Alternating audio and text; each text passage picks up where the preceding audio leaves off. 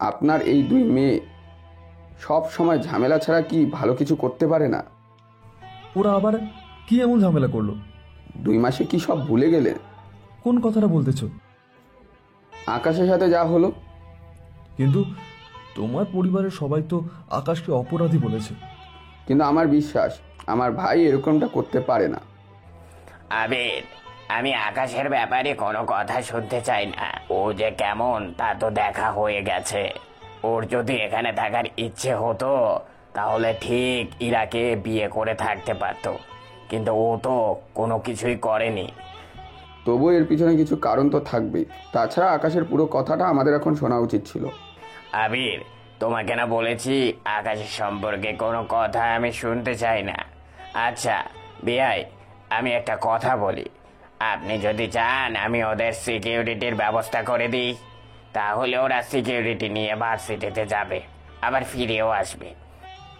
কথাটা কিন্তু খারাপ বলেনি, কিন্তু এত বিশ্বস্ত সিকিউরিটি পাবো কোথায়? চিন্তা করবেন না, আমাদের যে সিকিউরিটি আছে ওখানে 5-6 জন সিকিউরিটি ওদের জন্য দিয়ে দিলাম। আমি তাহলে কাল সিকিউরিটি পাঠিয়ে দেব। আমি তাহলে এখন আসি। আব্বু, নাস্তা তো শেষ করে যাবে। সরি বাবা, আমার কথায় কিছু মনে করবে না। বুঝতেই তো পারছো আকাশের জন্য কত চিন্তা হচ্ছে। ও এরকম একটা কাজ কেন করলো সেটা তো বুঝে উঠতে পারছি না। তোকে আর এই ব্যাপারে মাথা ঘামাতে হবে না। এখন ইরা আর ঈশাকে কিভাবে সিকিউরিটি দিবি সেই সম্পর্কে ভাবতে থাক। আমি তাহলে 2 থেকে 3 দিনের ভিতর সিকিউরিটি নিয়ে ওনাদের বাসায় যাব। আচ্ছা, আমি তাহলে এখন আসি। বাবা সাবধানে যেও। সাথীর বাবা তো চলে যায়, এদিকে দিন যেতে থাকে। এভাবে ঠিক 3 দিন পার হওয়ার পরে আবির সিকিউরিটি নিয়ে চলে আসে সাথীদের বাড়িতে। তখন ইরা আর ঈশা ওনাদের সাথে ছিল। তোমরা আজ থেকে এসে আমার সাথে থাকবে, কোনো কিছু হলে আমাকে জানাবে। সবসময় বলতে তোমাদের ক্লাসরুমের বাইরে থাকবে। বুঝতে পেরেছি। আমি তাহলে এখন চলি। আবির চলে আসে অফিসের দিকে। এদিকে দিন তো যেতে থাকে। এভাবে 15 দিন কেটে যাওয়ার পরে কি ব্যাপার বন্ধু, তুই কবে ওদের উপর হামলা করবি? ডাক্তার তো বলেছে 1 মাস হলে মোটামুটি অনেক কিছু করা যাবে না। আমার মাথায় একটা বুদ্ধি এসেছে, যদি তোর পছন্দ হয় তাহলে বলি। কি বুদ্ধি বল? এরপর ডেভিল একটা বুদ্ধি রানাকে বলে। রানা তো শুনেই খুশি হয়ে যায়। এত সুন্দর একটা বুদ্ধি তোর মাথায় আসলো কি করে? বুদ্ধি তো সব সময় আসে না, মাঝের মধ্যে চলে আসে, বুঝলি? আচ্ছা, এখন একটা কথা বল আমাকে। কি কথা? যদি পরবর্তীতে তোর কোনো সমস্যা ওরা করে বসে? আমার সমস্যা হবে কেন? তুই কি খবরের কাগজ বা টিভি দেখিস না? এইগুলো দেখার সময় কই আমার। তুই যাকে মেরেছিস, ওই লোকটাকে যারা মেরেছে পুলিশ তাদের খুঁজছে। খুঁজে পাবে না আমাকে, তাছাড়া কোনো সাক্ষী তো নেই। তার উপরে কে মেরেছে সেসব তো কোনো কিছুই জানে না। কিন্তু যদি কোনোভাবে জেনে যায় তাহলে তো বুঝতেই পারছিস কি কি হতে পারে। এখন তাহলে কি করা যায় এটা বল আমাকে। আমার ছেলেরা সুস্থ হওয়া পর্যন্ত অপেক্ষা করতে থাকি, তুই কি বলিস? যেমনটা তোর ইচ্ছে বন্ধু। এদিকে ইরা আর ঈশা তো সিকিউরিটি নিয়ে ভার্সিটিতে যায় আর আসে। রানা তো ওর ছেলেদের সুস্থ হওয়ার জন্য অপেক্ষা করতে থাকে। সেই জন্য এদিকে তাকিয়ে আমাদের কাজ নেই। আর আমরা তাহলে এই সময়টা ঘুরে আসি আকাশের কাছ থেকে। এইদিকে আকাশ ওর মতো করে পড়াশোনা করতে থাকে, মাঝে মাঝে আবিরের সাথে কথা বলতে থাকে। এবার অনেকগুলো দিন কেটে যায়, আকাশের পরীক্ষা চলে আসে। সেই জন্য আবিরকে কল দিয়ে কিছু ডলার পাঠিয়ে দিতে বলে। আবিরও অনেকগুলো ডলার পাঠিয়ে দেয়। এদিকে আকাশ আর নীলাশা আসে ভার্সিটিতে ফিস জমা দেওয়ার জন্য। আচ্ছা আকাশ, তুই কি পড়াশোনা শেষ করে তোর দেশে চলে যাবি? কেন বলতো? না, এমনিতে জিজ্ঞেস করলাম। এখানে থেকে আর কি করব, দেখি কোনোভাবে বাসায় সবাইকে বোঝাতে পারি কিনা। তাছাড়া ইরাই সত্যিটা বলতে পারবে ওই দিন কি কি হয়েছিল। কিন্তু ইরা তো সত্যি কথা কিছুই বলছে না। ওখানে তো মূল সমস্যা। অপেক্ষা করা ছাড়া কোনো উপায় নেই। এইদিকে 1 মাস পরে রকি আর রনি মোটামুটি এখন হাঁটার মতো অবস্থা হয়েছে। সেই জন্য রানা আর ডেভিল আসে ওদের কাছে।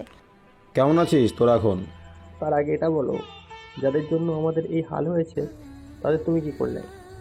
তোদের আমি কিছু করিনি। তুমি ওদের কেন কিছু করনি? যা করার তোরা করবি। আমরা করবো মানে? ঠিক বুঝলাম না। রানা এরপর ওদের কানে কানে কিছু কথা বলে, তা শোনার পরে ওরা তো অনেক খুশি হয়ে যায়। তাহলে তো ভালোই হবে। সেটাই। তাহলে বাবা, আমার 2 দিন পরেই কাজটা শুরু করতে হবে। ওটা তোদের ইচ্ছে।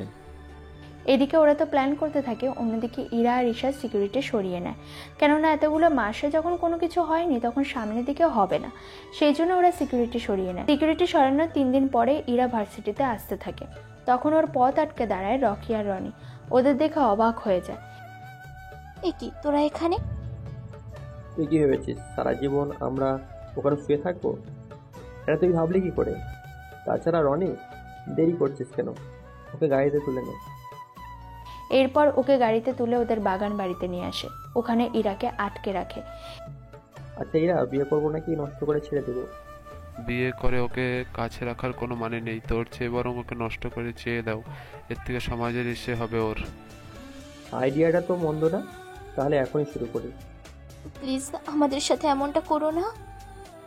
তুই যতই কাঁদিস না কেন, আমরা তোকে মোটেও ছেড়ে দিব না। প্লিজ, তোরা দুজন আমার এত বড় সর্বনাশ করিস না। আচ্ছা রনি, আজকে করার মুড নেই, কালকে আমরা এসে যা করার করে নিব। ঠিক আছে, ওকে তাহলে আটকে রেখে যাই আমরা। এই নে, কিছু খাবার খেয়ে নে, তো তাহলে শরীর বলে পাবি কিছু। এই বলে ওরা চলে যায়। এইদিকে ইরা আটকে আছে, কিভাবে সাহায্য পাবে তাও বুঝতেই পারছে না। এই রাতে ইরা বাসায় না আসা বাকিরা তো অনেক চিন্তা করতে থাকে। অনেকটা সময়ের পরে, আমু, ইরা তো এখনো আসেনি। তাহলে কোথায় গেছে ইরা? সে দুপুরে বের হলো, এখনো তো আসেনি, তার উপর মোবাইলও বন্ধ। আপুর কোনো বিপদ হলো না তো? আমি আবিরকে কল দিয়ে জানাচ্ছি। এইদিকে উনি আবিরকে কল দিয়ে সবটা বলে। আবির ওনার সিকিউরিটিগুলোকে লাগিয়ে দেয় খোঁজ নিয়ে দেখার জন্য। অনেকটা সময় পার হয়ে যায় কিন্তু তাও কোনো খোঁজ পায়নি। এদিকে ইরা তো অনেক কান্নাকাটি করতে থাকে, সেই জন্য আশেপাশে খুঁজে কিছু জিনিস পায় যা ওর হাতের কাছে লুকিয়ে রাখে। এইদিকে পরের দিন সকালে ওরা 2 ভাই রেডি হয়ে বের হয়। তখন রানা ওদের জিজ্ঞেস করে, আব্বু, ওদের এক বোনকে তো পেয়েছি, ওর সাথে 2 ভাই আছে। ফুর্তি করি, তারপর ওর একটা বোনকেও নিয়ে আসবো। যাই করিস না কেন সাবধানে করিস। ওদের লোক কিছু খোঁজা শুরু করে দিয়েছে ওদেরকে। চিন্তা করো না, কাজ শেষ হলেই চলে আসবো আমরা। ঠিক আছে, সাবধানে যাও তাহলে। এই বলে ওরা 2 ভাই বেরিয়ে পড়ে। এদিকে ইরা একটা চুড়ি পায় হাতের কাছে, ওটা পায়ের কাছে লুকিয়ে রাখে। একটু পরে রকি আর রনি আসে দরজা খুলে। ভাইয়া তুমি আগে যাও। তুই আগে যা, আমি পরে আসছি। তাহলে তুমি দরজার বাইরে অপেক্ষা করো, কাজ সেরে আমি তোমাকে ডাক দিব। এই বলে রকি ভিতরে ঢোকে আর রনি বাইরে দাঁড়িয়ে আছে। এদিকে দরজা খুলে রকি যেই ভিতরে ঢুকবে তখনই ইরা ওই ছুরি দিয়ে রকিকে কয়েকটা আঘাত করে। এদিকে আঘাত লাগার কারণে রকি তো ওখানেই পড়ে যায়। এদিকে রকি চিৎকার শুনে এবার রনি ভিতরে আসে।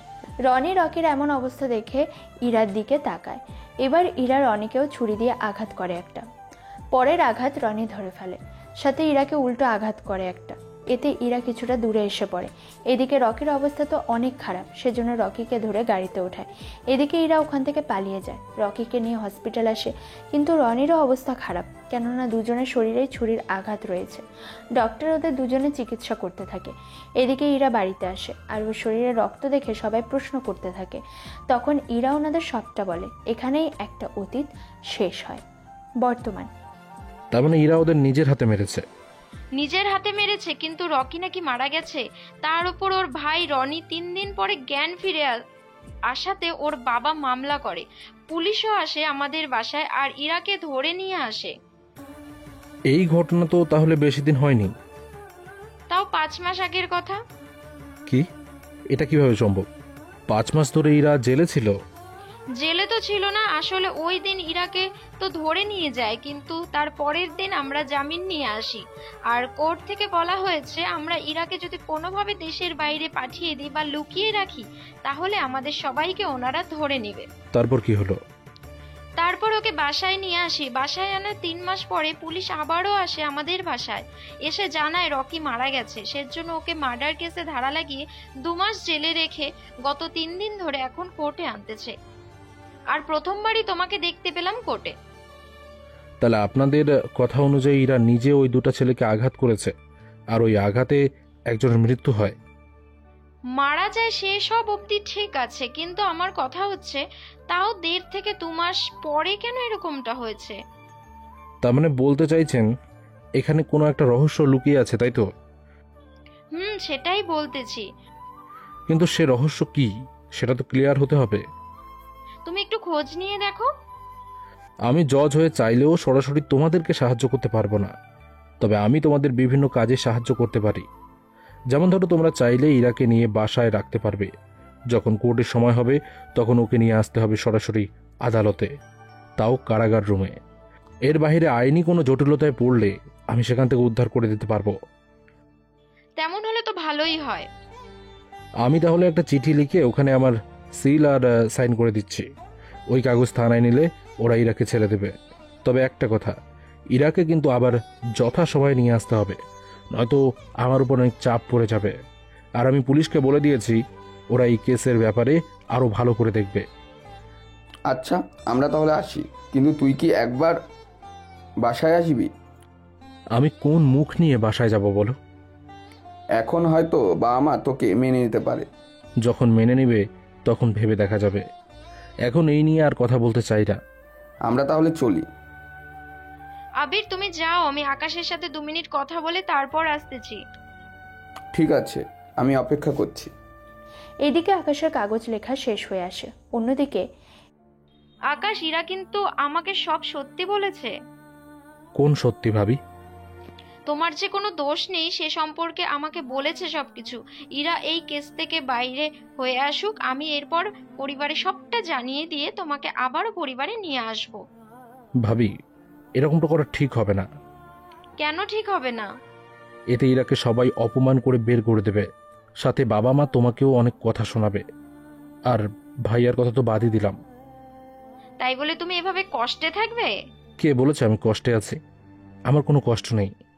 আচ্ছা, তোমরা এখন যাও তাহলে। এদিকে সাথী কাগজটা নিয়ে থানায় আসে। এসে ওসির হাতে কাগজটা দেয়। এটা কিসের কাগজ? আপনি নিজেই পড়ে দেখুন। পুলিশ অফিসার কাগজটা পড়তে থাকে। পড়া শেষ হলে উনি একজন হাবিলদারকে ডেকে এনে ইরাকে ছেড়ে দিতে বলে। ইরাকে নিয়ে আসা হলো। জজ, আপনাদের কি হয়?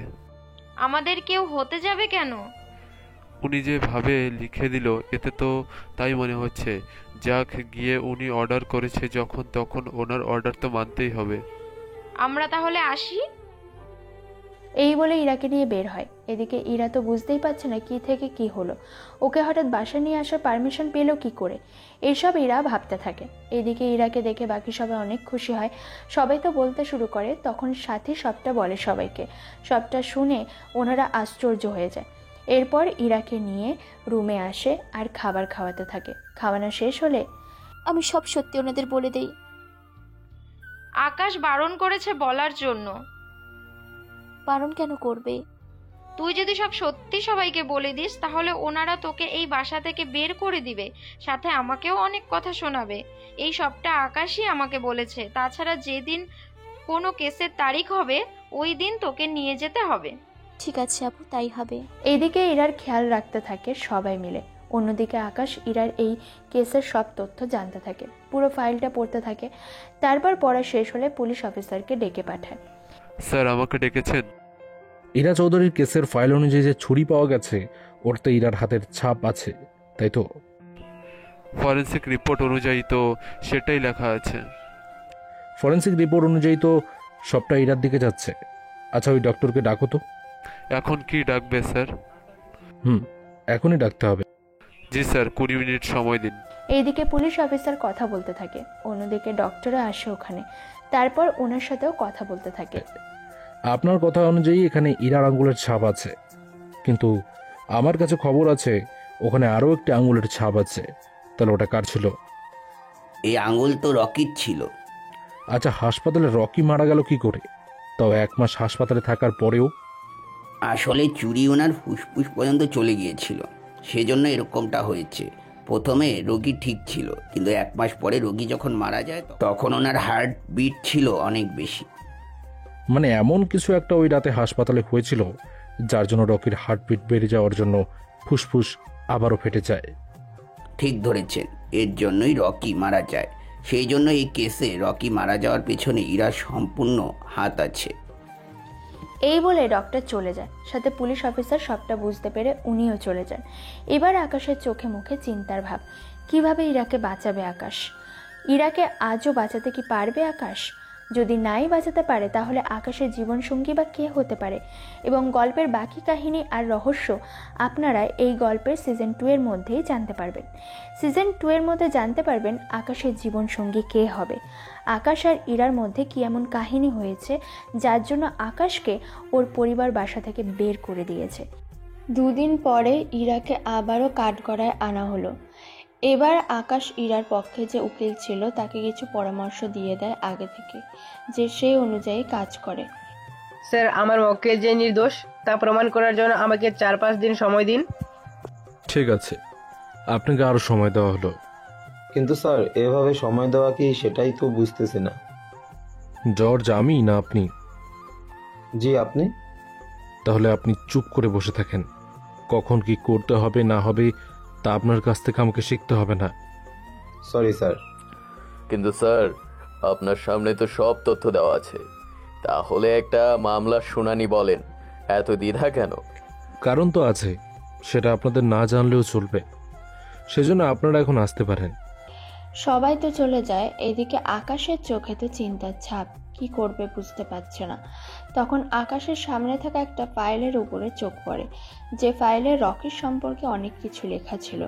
সে ফাইল হাতে নিয়ে চলে আসে রানার বাড়িতে।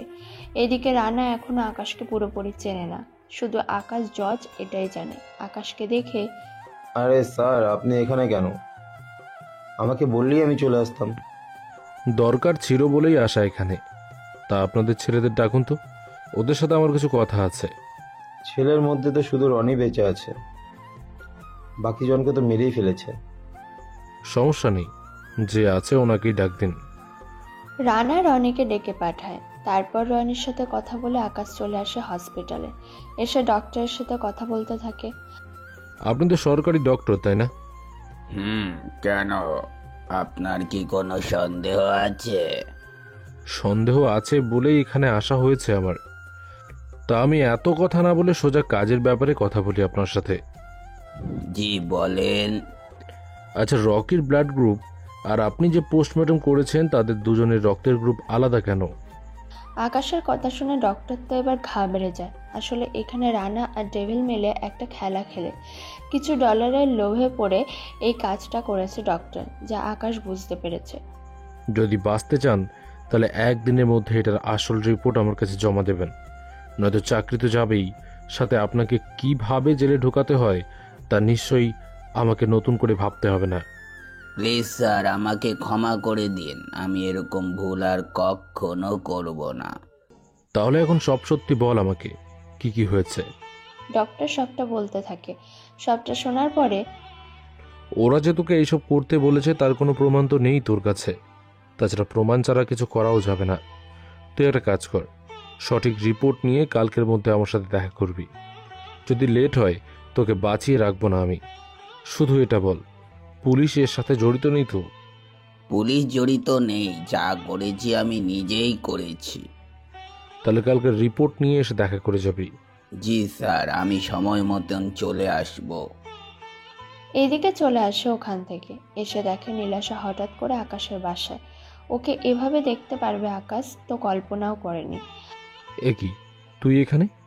আমাকে বলে তো আসতে পারতি। তোকে সারপ্রাইজ দিব বলে এসেছি। তোকে ভেতরে কে ঢুকতে দিল? ওদের তোর আর আমার ছবি দেখিয়েছি, সেজন্য ওরা কিছু বলেনি। তা শুনলাম ইরা নাকি।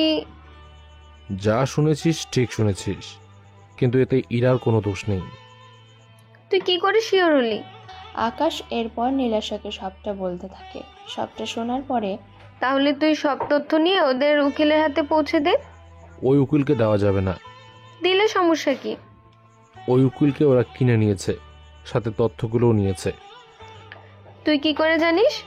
আমি যখন রানার বাসায় এসেছিলাম তখনই খেয়াল করেছি। তাহলে ইরাকে নির্দোষ প্রমাণ করবি কি করে? একটা কাজ কর, ইরার হয়ে তুই এই কেসটা লড়াই কর। কিন্তু এর অনুমতি কি দিবে জজ? আরে যেখানে আমি জজ সেখানে তোর অনুমতি নিয়ে এত টেনশন করার কি আছে? আরে আমি তো ভুলেই গিয়েছিলাম। আমি তোকে একটা কাগজ দেব, ওই কাগজ নিয়ে আমার বাসায় যাবে, তারপর ইরা সাইন নিয়ে আসবে। আচ্ছা, আমি তাহলে কাল ইরার কাছে এসে সাইন নিয়ে নিব। ঠিক আছে। তা আঙ্কেল আন্টি কেমন আছে? বাবা মা অনেক ভালো আছে। আমার জন্য পাত্র দেখা শুরু করেছে, সেজন্য আমি এখানে এসেছি তোর সাথে কয়েকদিন থেকে, তারপর দেশে ফিরে একসাথে বিয়ে করে নিব। ভালো সিদ্ধান্ত তো। এখন তাহলে খাবার খেয়ে ঘুমা। তুই খাবি কখন? আমি আসার সময় খেয়ে এসেছি। কি, তোর সাথে খাবো বলে আমি না খেয়ে আছি, আর তুই কি না বাইরে থেকে খেয়ে আসলি? আরে আমি কি জানতাম নাকি তুই আসবি? সেটাও তো কথা। আচ্ছা, আমার জন্য এখন খাবার নিয়ে আয়। আমাকে যেতে হবে। তুই থাক, আমি নিয়ে আসতেছি। না থাক, তুই ফ্রেশ হয়ে আয়, আমি ততক্ষণ খাবার নিয়ে আসছি। 10 মিনিট পরে আকাশ খাবার নিয়ে আসে, এনে একটা প্লেটে সবটা সাজিয়ে রাখে। এদিকে নীলাশা এসে খাওয়া শুরু করে দেয়। খাবার খেতে খেতে নীলাশার সাথে বাকি কথা বলতে থাকে। তাহলে আমি কাল এসে কথা বলে নিব তোদের বাসায়। কিন্তু একটা কথা। কি কথা? আমি যে পাঠিয়েছি তোকে, এটা যেন ওনারা কোনোভাবেই বুঝতে না পারে। কি বলিস? হঠাৎ করে আমাকে ওই বাসায় দেখলে প্রশ্ন করে বসে, তখন আমি কি উত্তর দিব? বলবে আমি তোকে এইসব বলেছি, কিন্তু আমি নিজে যে তোকে এখানে সবটা করতে বলেছি, এটা কোনোভাবেই বুঝতে দেওয়া যাবে না। কিন্তু কেন বলতো? সবাই জানলে ক্ষতি কি? যে পরিবার আমাকে বিশ্বাস করেনি, সে পরিবারে আমি থাকতে চাই না। তাছাড়া তুই সকালে ওখানে যাস। ঠিক আছে, তাই হবে। এদিকে ইরা আর বাকিরা বসে বসে কথা বলতে থাকে কিভাবে ইরাকে এই ঝামেলা থেকে বের করা যায়। তখন আচ্ছা আপু, আকাশ তোকে বিপদের মধ্যে ফেলে দেওয়ার জন্য এরকম করছে না তো? এখানে বিপদের কি আছে? তাছাড়া আকাশ আমাকে অনেক সুযোগ করে দিয়েছে, তা নয়তো এতক্ষণে আমি জেলে থাকার কথা। সেখানে আমি তোর সাথে বসে আছি। ও যদি ক্ষতি চাইতো তাহলে ও এরকমটা কোনো কিছুই করতো না। এটা অবশ্য ঠিক বলেছিস। আচ্ছা আপু, তুমি আর দুলে ভাই কি আকাশের কাছে গিয়েছো? আমি কেন ওর কাছে যাব? যদি নাই যাও তাহলে আমার জন্য এত কিছু কেন করছো? তখনই আকাশের বাবা বলে ওঠে, হয়তো ভেবেছে তোকে এরকম সুযোগ সুবিধা দিলে আমরা ওকে আবার ও মেনে নেব, কিন্তু ও হয়তো জানে না এটা কখনো সম্ভব না। সত্যি বাবা, আপনি আকাশকে এখনো চিনতে পারেননি? যদি চিনতে পারতেন এত বড় কথা বলতেন না। বৌমা, তোমার থেকে আমি কিছু শুনতে চাই না। তাছাড়া ওর হয়ে এত কথা তোমাদের বলতে হবে না। আব্বু, সাথী তো ঠিক কথাই বলেছে। তোমরা এখন রুমে যাও। এইদিকে কেসের ব্যাপারে কি হচ্ছে কোনো কিছুই তো বুঝতে পারছি না। উকিলের কোনো খোঁজ খবরও পাচ্ছি না। আমি তাহলে সকালে কথা বলে নেব উকিলের সাথে। ঠিক আছে ইরা, তুমি কোনো চিন্তা করো না। আমি যে করেই হোক তোমাকে জেলে থেকে বাঁচিয়ে আনবো। এইদিকে এনারা ঘুমাতে চলে যায়। এদিকে ইরা আর ঈশা রুমে শুয়ে আছে। ইরা তো কান্না করতে থাকে। ইরার কান্না দেখে ঈশারও মন খারাপ হয়ে যায়। কান্না কেন করছিস তুই? আকাশের সাথে ওইরকমটা করা মোটেও কিন্তু ঠিক হয়নি আমাদের। ঠিক বলেছিস আপু, সত্যি আমরা প্রতিশোধ নেওয়ার জন্য এমন একটা কাজ করে ফেলেছি, যার জন্য শুধু শুধু ওনাকে নিজের পরিবার থেকে দূরে থাকতে হচ্ছে। সত্যিটা আমি সবাইকে বলতে চেয়েছিলাম, কিন্তু আপু মানা করে। তুই কি আপুকে সত্যিটা বলে দিয়েছিস? হ্যাঁ বলেছি, এছাড়া কোনো উপায় তো নেই। কিন্তু এখন আকাশ যদি তোকে বিয়ে করতে রাজি হয় তাহলে তো সব সমস্যার সমাধান হয়ে যায়। কিন্তু তোর কি মনে হয় আকাশ এত সহজে তা মেনে নেবে? তাহলে এখন উপায় কি? তা তো আমি নিজেও জানি না, কি করব না করব কিছুই তো বুঝে উঠতে পারছি না। এরকম টেনশন নিয়ে ইরা আর ঈশা ঘুমিয়ে পড়ে। সকালে ওরা ঘুম থেকে উঠে ফ্রেশ হয়ে নিচে নেমে নীলাশাকে দেখে। ওকে দেখে সবাই অনেকটা অবাক হয়ে তাকিয়ে আছে। তাছাড়া মোটামুটি নীলাশাকে সবাই চেনে, কিন্তু এতগুলো মাস পরে হঠাৎ ওকে এভাবে দেখবে সেটা তো ওরা কল্পনাও করতে পারেনি। কি ব্যাপার, তুমি এখানে? এসেছি তোমার সাথে কিছু কথা বলতে। আমার সাথে কি কথা? সেটাই তো, ইরার সাথে তোমার কি কথা থাকবে? আঙ্কেল, আসলে ইরাকে মিথ্যা মামলায় ফাঁসানো হয়েছে, সেজন্য আমি ইরার হয়ে এই কেসটা লড়ব। নীলাশার কথায় ওরা একটু বেশি অবাক হয়, কেননা ওনারা তো উকিল ধরেছে। তাহলে নীলাশা হঠাৎ করে আবার ওর হয়ে কেস লড়বে, এটার জন্যই বেশি অবাক হয়। আঙ্কেল তো উকিল ধরেছে, তাছাড়া উনি আমার হয়ে কয়েকবার কোর্টে লড়াইও করেছেন, এমনকি আমাকে জেলের বাইরে পরিবারের সাথে থাকার মতো ব্যবস্থাও করে দিয়েছে। তাহলে ওই উকিলের কি সমস্যা থাকতে পারে? ইরার কথা শুনে বাকিরা অবাক না হলেও সাথে আবির আর নীলাশা অবাক হয়, কেননা সত্যিটা কেবল ওনারাই জানে। তোকে বাড়িতে রাখার জন্য আকাশ নিজেই একটা কাগজ লিখে আমার হাতে দেয়, যেন তুই বাড়িতে থাকতে পারিস সবার সাথে। কিন্তু উকিল কেন চেঞ্জ করতে হবে সে ব্যাপারটা তো আমি নিজেই বুঝতেছি না। আকাশ যখন বলছে চেঞ্জ করতে, তখন চেঞ্জ করেই ফেলি। তাছাড়া আকাশ তো ইরার খারাপ চাইবে না। যদি খারাপ না চাইতো তাহলে ওর এত বড় সর্বনাশ করে ওকে বিয়ে না করে এভাবে পালিয়ে বেড়াতো না। তুমি তো ওই দিন আকাশের কোনো কথাই শুনলে না। নিজের চোখে যা দেখেছিস তা দেখার পরে নতুন করে আর কোনো কিছু দেখা বাকি আছে? সে যাক গিয়ে, আমরা উকিল চেঞ্জ করব না, তুমি আসতে পারো। আঙ্কেল আর একটু ভেবে দেখেন। আমি আর ভাবতে পারবো না, তুমি এখন আসতে পারো। নীলাশা ওই বাসা থেকে বের হয়ে আসে। আকাশের বাবার উপরে কথা বলার মতো সাহস ওখানে কারণ নেই, সেজন্য ওনারাও চুপ করে আছে। এদিকে নীলাশা গাড়িতে উঠে আকাশকে সবটা বলে। সবটা শুনে, আচ্ছা তোকে কোনোভাবে অপমান করেনি তো? আমাকে কোনো অপমান করেনি। ঠিক আছে, তুই তাহলে বাসায় চলে যা, আমি কোর্টে গেলাম। আচ্ছা শুন, আমি কোর্টে চলে আসছি। তুই শুধু শুধু এখানে এসে কি করবি? তুই কিভাবে কাজ করছিস তা দেখবো। আচ্ছা চলে আয় তাহলে। এদিকে ওদিন পুলিশ আকাশের বাসায় আসে, তখন বাকিরাও মোটামুটি ছিল ওখানে। কি ব্যাপার, আপনারা এখানে কেন? ওনার তো আজকে কোর্টে হাজির হওয়ার কথা, সেই জন্য ওনাকে নিতে এসেছি। কিন্তু ওকে তো আমাদের নিয়ে যাওয়ার কথা। আসলে কোর্টের সময়ের ভিতরে ওনাকে উপস্থিত থাকতে হবে, সেই জন্য আমাদের আশা। ঠিক আছে, 10 মিনিট অপেক্ষা করুন, ও ড্রেস চেঞ্জ করে নিক, তারপর যাবে আপনাদের সাথে। আমি ইরার সাথে কোর্টে যাব, তোমরা তাহলে কিছুক্ষণ পর চলে আসিও। ঠিক আছে। 15 মিনিট পরে ইরা নেমে আসে। এরপর পুলিশ ওকে নিয়ে বেরিয়ে পড়ে, সাথে আবিরও ছিল। ওরা কিছুক্ষণ পরে চলে আসে কোর্টে। এদিকে একটু পরে কোর্টের কার্যক্রম শুরু হতে থাকে। ইরার পক্ষে যে উকিল ছিল সে উকিল নেই। এদিকে উকিল ছাড়া ইরা কিভাবে কি করবে সেটাই ভেবে পাচ্ছে না। মিস ইরা, আপনার পক্ষের উকিল কোথায়? ওনাকে কল দিয়েছি, কিন্তু ওনার ফোন বন্ধ পাচ্ছি বারবার। দেখুন, তাহলে কিন্তু আপনার উকিল ছাড়াই কাজ চালিয়ে নিতে হবে। এদিকে রানার ডেভিল চলে আসে, ওদের সাথে রনিও ছিল। দেখুন স্যার, একটা কেসের জন্য এতবার ডেকে আনার মানে হয় না কোনো। ফরেন্সিক রিপোর্ট আর বাকি সব তথ্য অনুযায়ী এরা আমার ছেলেকে মেরে ফেলেছে, সেজন্য ওর মৃত্যুদণ্ড চাই। আমিও ওর মৃত্যুদণ্ড চাই। আমিও আমার ভাইয়ের খুনির ফাঁসি চাই। আপনারা এভাবে কথা না বলে নিজেদের উকিল নিয়ে আসেন।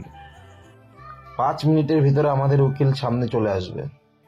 তা মিস ইরা, নিজেকে নির্দোষ প্রমাণ করতে আপনার কাছে কোনো প্রমাণ তো নেই, তাহলে আমার কোনো কিছু করার নেই।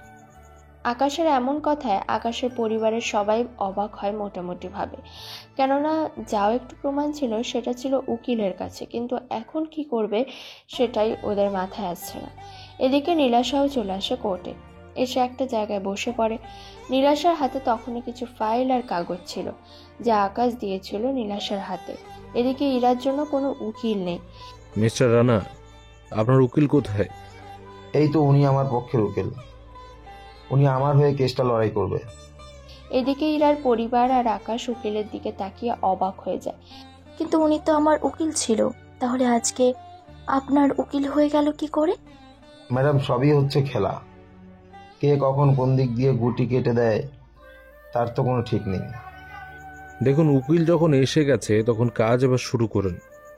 স্যার, আমি আগে ইরার পক্ষে ছিলাম, কারণ আমি তখন পুরো ব্যাপারটা জানতাম না। যখন আমি পুরো ঘটনাটা জেনেছি তখনই আমি বুঝতে পেরেছি এদের মতো কিছু মেয়ে আছে যারা ডলারের লোভে বড় লোক দেখে ছেলেদের ওদের প্রেমে ফাঁদে ফেলে। যখন ছেলেটা সবটা বুঝতে পেরে দূরে সরে আসে তখনই মেয়েগুলো ওদের মারার জন্য উঠে পড়ে লেগে যায়। যেমনটা আমার মক্কেলের জন্য হয়েছে। সেজন্য আমি আপনার কাছে দাবি করছি এনার মতো মেয়েকে কঠিন সাজা দেওয়া হোক, যেন ভবিষ্যতে আর কোনো মেয়ে এভাবে বড় লোকের ছেলেদের জীবন নিয়ে ছিনিমিনি যেন না করতে পারে। এদিকে ইরা তো কথাগুলো শুনে কান্না করতে থাকে। এদিকে ইরার পরিবার থেকে শুরু করে আকাশের পরিবারের সবাই অবাক হয়ে তাকিয়ে আছে, কেননা উকিল যে এরকমভাবে বেইমানি করবে তা আকাশ বুঝতে পেরেছে বলেই নীলাশাকে পাঠালো, কিন্তু ওনারা তো তার কোনো পাত্তাই দিচ্ছে না। এদিকে আকাশ কিছু বলতে পারছে না, কেননা এভাবে জজের চেয়ারে বসে চাইলেও এইভাবে কোনো কিছু সরাসরি বলতে পারে না। এইদিকে উকিল তো যা খুশি বলতে থাকে, যা শোনার মতো নয়। ইরা তো কেঁদেই চলেছে। এদিকে সাথী নীলাশার কাছে আসে। নীলাশা, তুমি এই কেসটা নাও, নয়তো এই উকিল আমার বোনটাকে রাস্তার মেয়ে বানিয়ে ছাড়বে। আচ্ছা, আমি দেখতেছি। দেখো একটু তাড়াতাড়ি। আমি ইরার হয়ে এই কেসটা লড়াই করব। আপনি কে? আপনাকে তো এর আগে কখনো দেখিনি। আমাকে চিনবেন না, আমি এই কেসটা ইরার হয়ে লড়াই করব। তার তো কোনো প্রয়োজনই পড়বে না। কেন বলুন তো? ওনাকে নির্দোষ প্রমাণ করার মতো একটা তথ্য আপনার কাছে নেই। তাছাড়া সব তথ্য ওনার বিরুদ্ধে, সেজন্য কেস লড়াই করেও কোনো কাজ হবে না। তাছাড়া কেস লড়াই করার মতো আপনার যোগ্যতা আছে কি না সেটা তো আগে যাচাই করতে হবে, তারপর না হয় বাকিটা দেখা যাবে। আমি একজন জজ।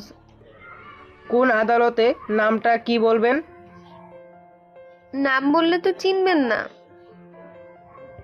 এই দেশের সব কয়েকটা আদালতেই আমি চিনি, আপনি নামটা বলুন। আমি লন্ডনে থাকি আর ওখানকার সুপ্রিম কোর্টের জজ। তাহলে এখানে কেন এসেছেন? আপনার মতো কিছু ভদ্র উকিলের জন্য, যারা ডলার পেয়ে অপরাধীর পক্ষ হয়ে কথা বলে। তাহলে প্রমাণ করুন। প্রমাণ করার জন্যই তো এসেছি। ঠিক আছে, প্রমাণ করুক। এদিকে ইরা কিছু কথা বলতে থাকে রনিকে। এদিকে রনি কাঠগোড়া এসে দাঁড়ায়। রনিকে কিছু জিজ্ঞেস করতে যাবে, তখনই কোর্টের সময় শেষ, মানে ওদের যে সময়টুকু দেওয়া হয়েছে সে সময়টা শেষ। আপনাদের সময় শেষ। কাল ঠিক 11টায় আপনারা উপস্থিত হবেন, আর যার যার পক্ষের উকিল তারা উপযুক্ত তথ্য নিয়ে তারপর আসবেন। জি স্যার, তাই হবে। এদিকে ইরাকে পুলিশ নিয়ে যায়। অন্যদিকে নীলাশাকে বাকিরা ধন্যবাদ দিতে থাকে। তারপর ওনারা নীলাশাকে ওদের বাসায় নিয়ে আসে। তখন প্রায় সন্ধে হয়ে আসে। আঙ্কেল, আমাকে এখন যেতে হবে। তোমার কথা যদি তখন ধরে নিলাম, তাহলে ইরাকে এত অপমান সহ্য করতে হতো না। আচ্ছা, তোমাকে আমি ঠিক চিনতে পারলাম না। আঙ্কেল, আমি আকাশের বন্ধু। আমরা একসাথে লন্ডনে পড়াশোনা করেছি। তাছাড়া আমি সাথিয়াপুর বিয়েতেও এসেছি। আপনারা আকাশের বাসা থেকে বের করে দেওয়ার পরে আকাশ আমার সাথে আমার বাসায় ছিল। তুমি ওর মতো একটা লম্পট ছেলেকে তোমাদের বাসায় রেখেছো? ও যদি তোমার কোনো ক্ষতি করে তাহলে? আঙ্কেল, একটা কথা বলি, কারো ব্যাপারে পুরোপুরি না জেনে এরকমটা বলা ঠিক না। আকাশকে আপনি কত বছর ধরে চিনেন, আপনার কথা বাদই দিলাম। আকাশের নিজের বাবা মা, ওনারাই তো আকাশকে ঠিক মতো চিনে না। আকাশকে আমি গত 10 বছর ধরে চিনি। ও কেমন ছেলে তা আমি খুব ভালো করেই জানি। শুধু আপনাদের একটাই কথা বলবো, আমার আর আকাশের সম্পর্কটা যদি বেস্ট ফ্রেন্ডের না হতো, তাহলে আমি আকাশকে বিয়ে করতাম। তাও এত কিছু হয়ে যাওয়ার পরও, কারণ আমি ওকে গত 10 বছর ধরে দেখে আসতেছি ও কেমন। তাছাড়া আপনাদের উকিলও ধোকা দিয়েছে, সেটা আকাশ আগে থেকেই জানতো। সেজন্য আমাকে বলেছে ইরার হয়ে কেসটা লড়াই করি। এত কিছু হয়ে যাওয়ার পরেও আকাশ আমার জন্য এত কিছু ভাবছে। আমি কি সত্যিটা বলে দেব সবাইকে যে আকাশের কোনো দোষ ছিল না, সব দোষ আমার ছিল? আমি ইচ্ছে করে আকাশকে ফাঁসিয়েছি। মনে মনে আর ভেবে কাজ নেই।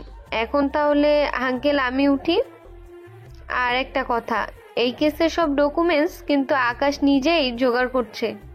আকাশ আমাকে এটাও বলেছে ও ইরাকে এই কেস থেকে মুক্ত করে ছাড়বে। কেননা ওর কাছে এমন কিছু এভিডেন্স আছে যা দিয়ে ইরাকে খুব সহজেই মুক্ত করে দিতে পারবে। সেসব তথ্য ও কালকে আমাকে দিবে। তুমি আজকে রাতটা আমাদের সাথে থেকে যাও। না আপু, আমাকে যেতে হবে। আকাশ একা একা থাকতে পারবে না। তাছাড়া আমি না এলে ও খাবারও ঠিক মতো খাবে না। এত কেয়ার করো আকাশের। বললাম না তোমাকে, যদি আমরা বেস্ট ফ্রেন্ড না হতাম তাহলে আমি ওকেই বিয়ে করে নিতাম। তবে চিন্তা করো না, আমরা দুজনে দুজনেকে ফ্রেন্ড ভাবি। আমি আকাশকে অনেক বিশ্বাস করি, সেজন্য একসাথে আমরা থাকতেছি। সেজন্য আঙ্কেল চলি আমি। বাকিরা অনেক আবদার করলো থাকার জন্য, কিন্তু তাও নীলাশা থাকলো না।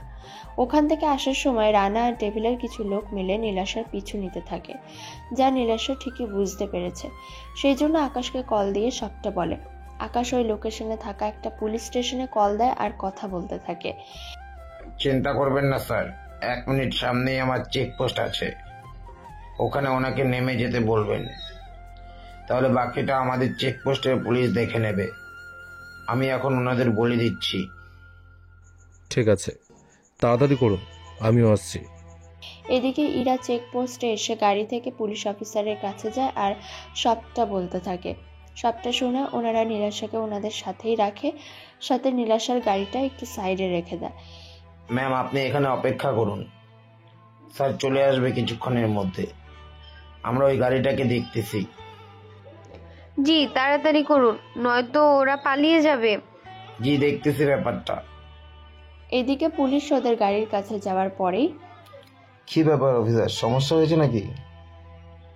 আপনাদের গাড়ি চেকিং করব। ঠিক আছে, চেক করুন তাহলে। এইদিকে পুলিশ অফিসার চেক করে কোনো কিছুই পায়নি। তখনই ওখানে আকাশ চলে আসে। আসসালামু আলাইকুম স্যার। ওয়ালাইকুম সালাম। কিছু পেয়েছো? না স্যার। আরে জজ সাহেব, আপনি এখানে কেন? আমি এসেছি একটা কাজে।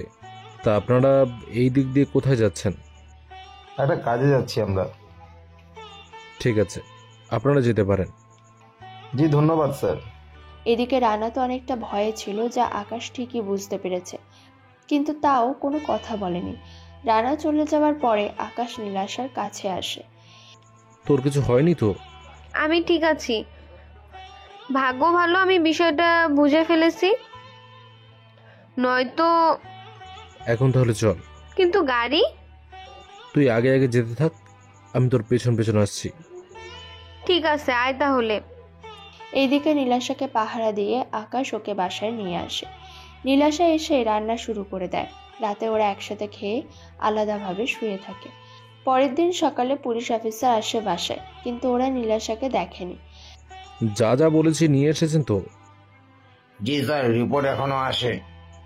তুমি রিপোর্ট পড়েছো? স্ট্যাম্প মারা একবার খুলে নিলে দ্বিতীয়বার আর লাগানো সম্ভব না। তাছাড়া এটা আপনার জন্য, আমি পরে কি করব? ঠিক আছে, যাও তুমি। রিপোর্ট আকাশ খুলে নীলাশাকে সবটা বুঝতে থাকে। সবটা বোঝানো হয়ে যাওয়ার পরে ওরা দুজনে কোর্টে আসে। এদিকে কোর্টের কাজ শুরু হতে থাকে। আপনারা তাহলে শুরু করুন, তবে সময় বেশি লাগাবেন না। যা বলার তাড়াতাড়ি আর মেইন পয়েন্ট নিয়ে আলোচনা করুন। ঠিক আছে স্যার, আপনার সামনে তো সব রকম রিপোর্ট আছে, সেই রিপোর্টগুলো পড়েই তো বুঝতে পারবেন। আমার কাছেও কিছু রিপোর্ট আছে।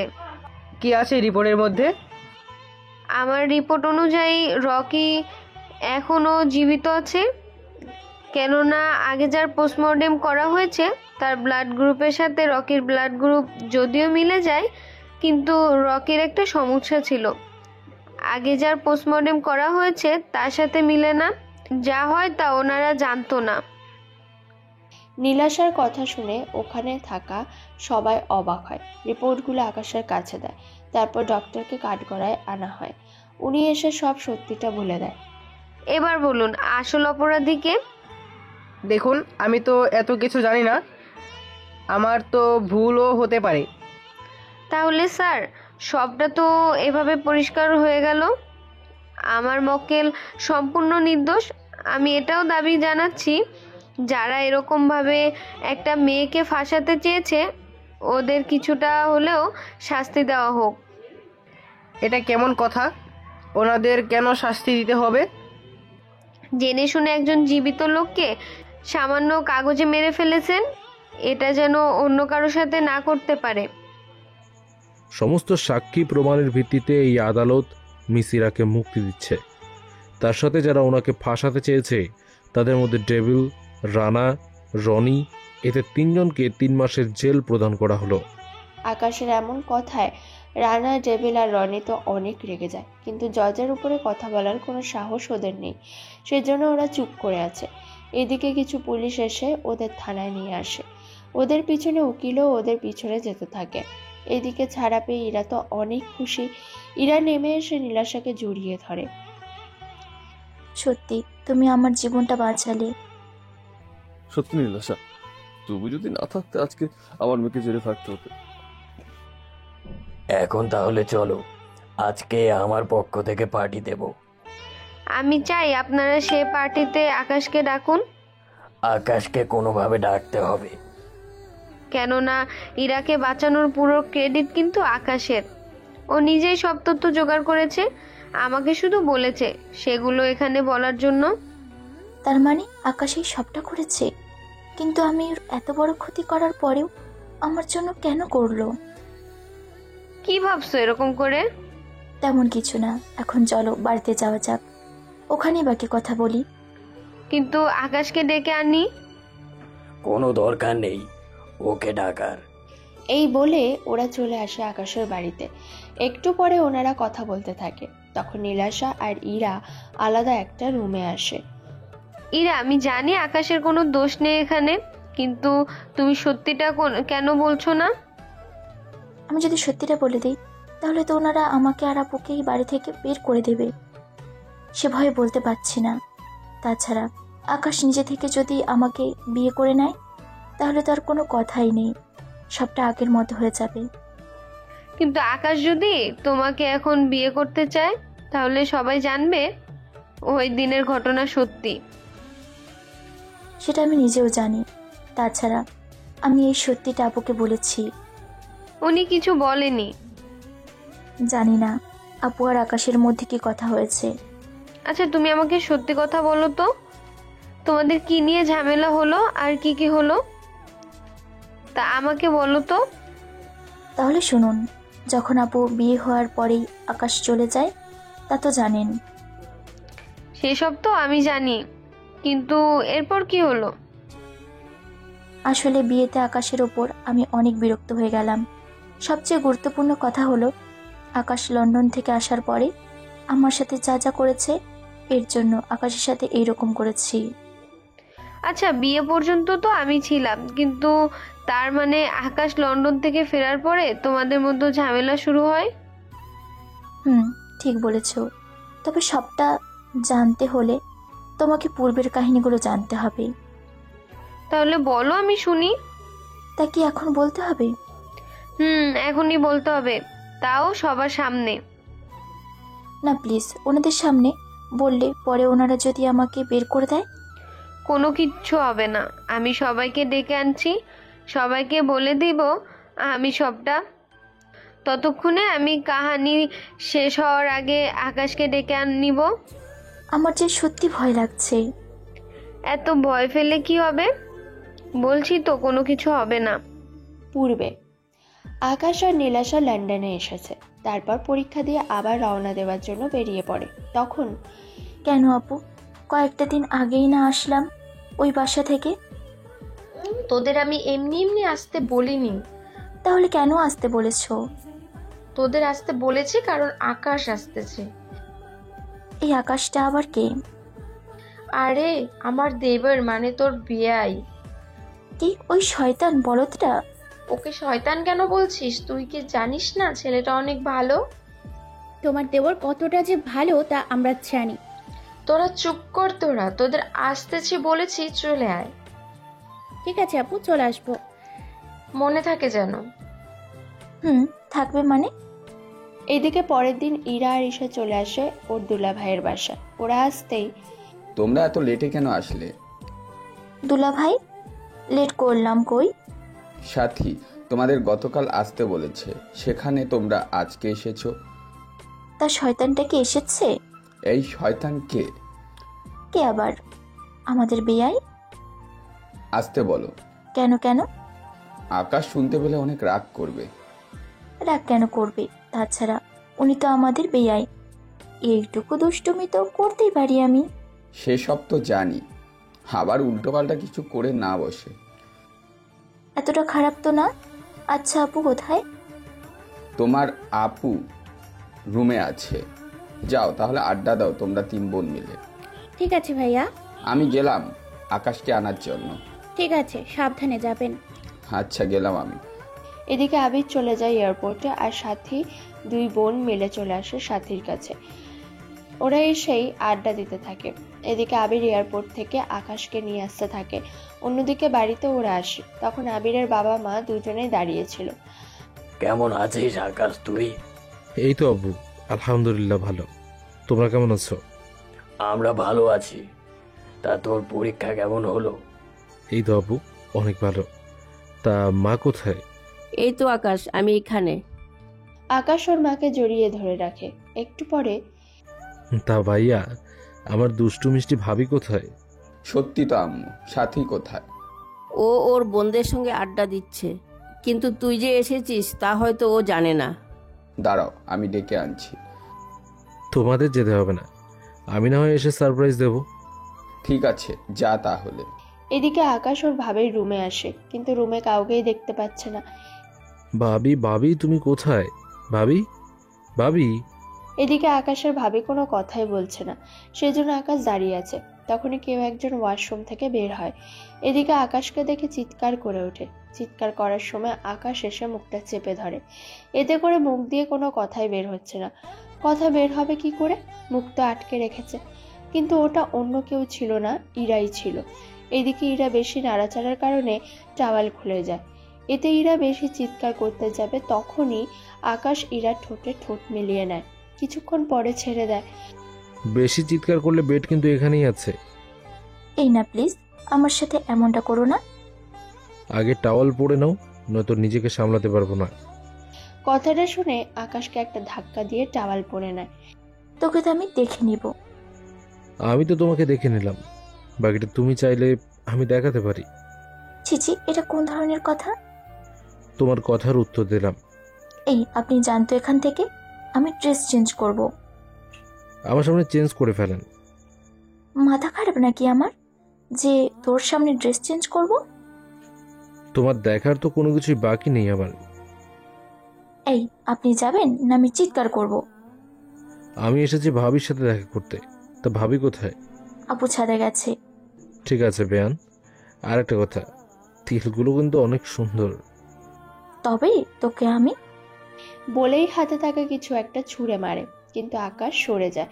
এতে ওটা দরজায় বাড়ি খেয়ে পড়ে যায়। এদিকে আকাশ বের হয়ে ছাদে আসে, এসে ঈশা আর সাথীর সাথে কথা বলতে থাকে। এদিকে ইরা তো রাগে কটকট থাকে, রেডি হয়ে চলে আসে ছাদে। এসেই আকাশের সামনে এসে দাঁড়ায়। ওই তোর সাহস কি করে হয়? আরে রেগে আছেন কেন? আমি কি করেছি?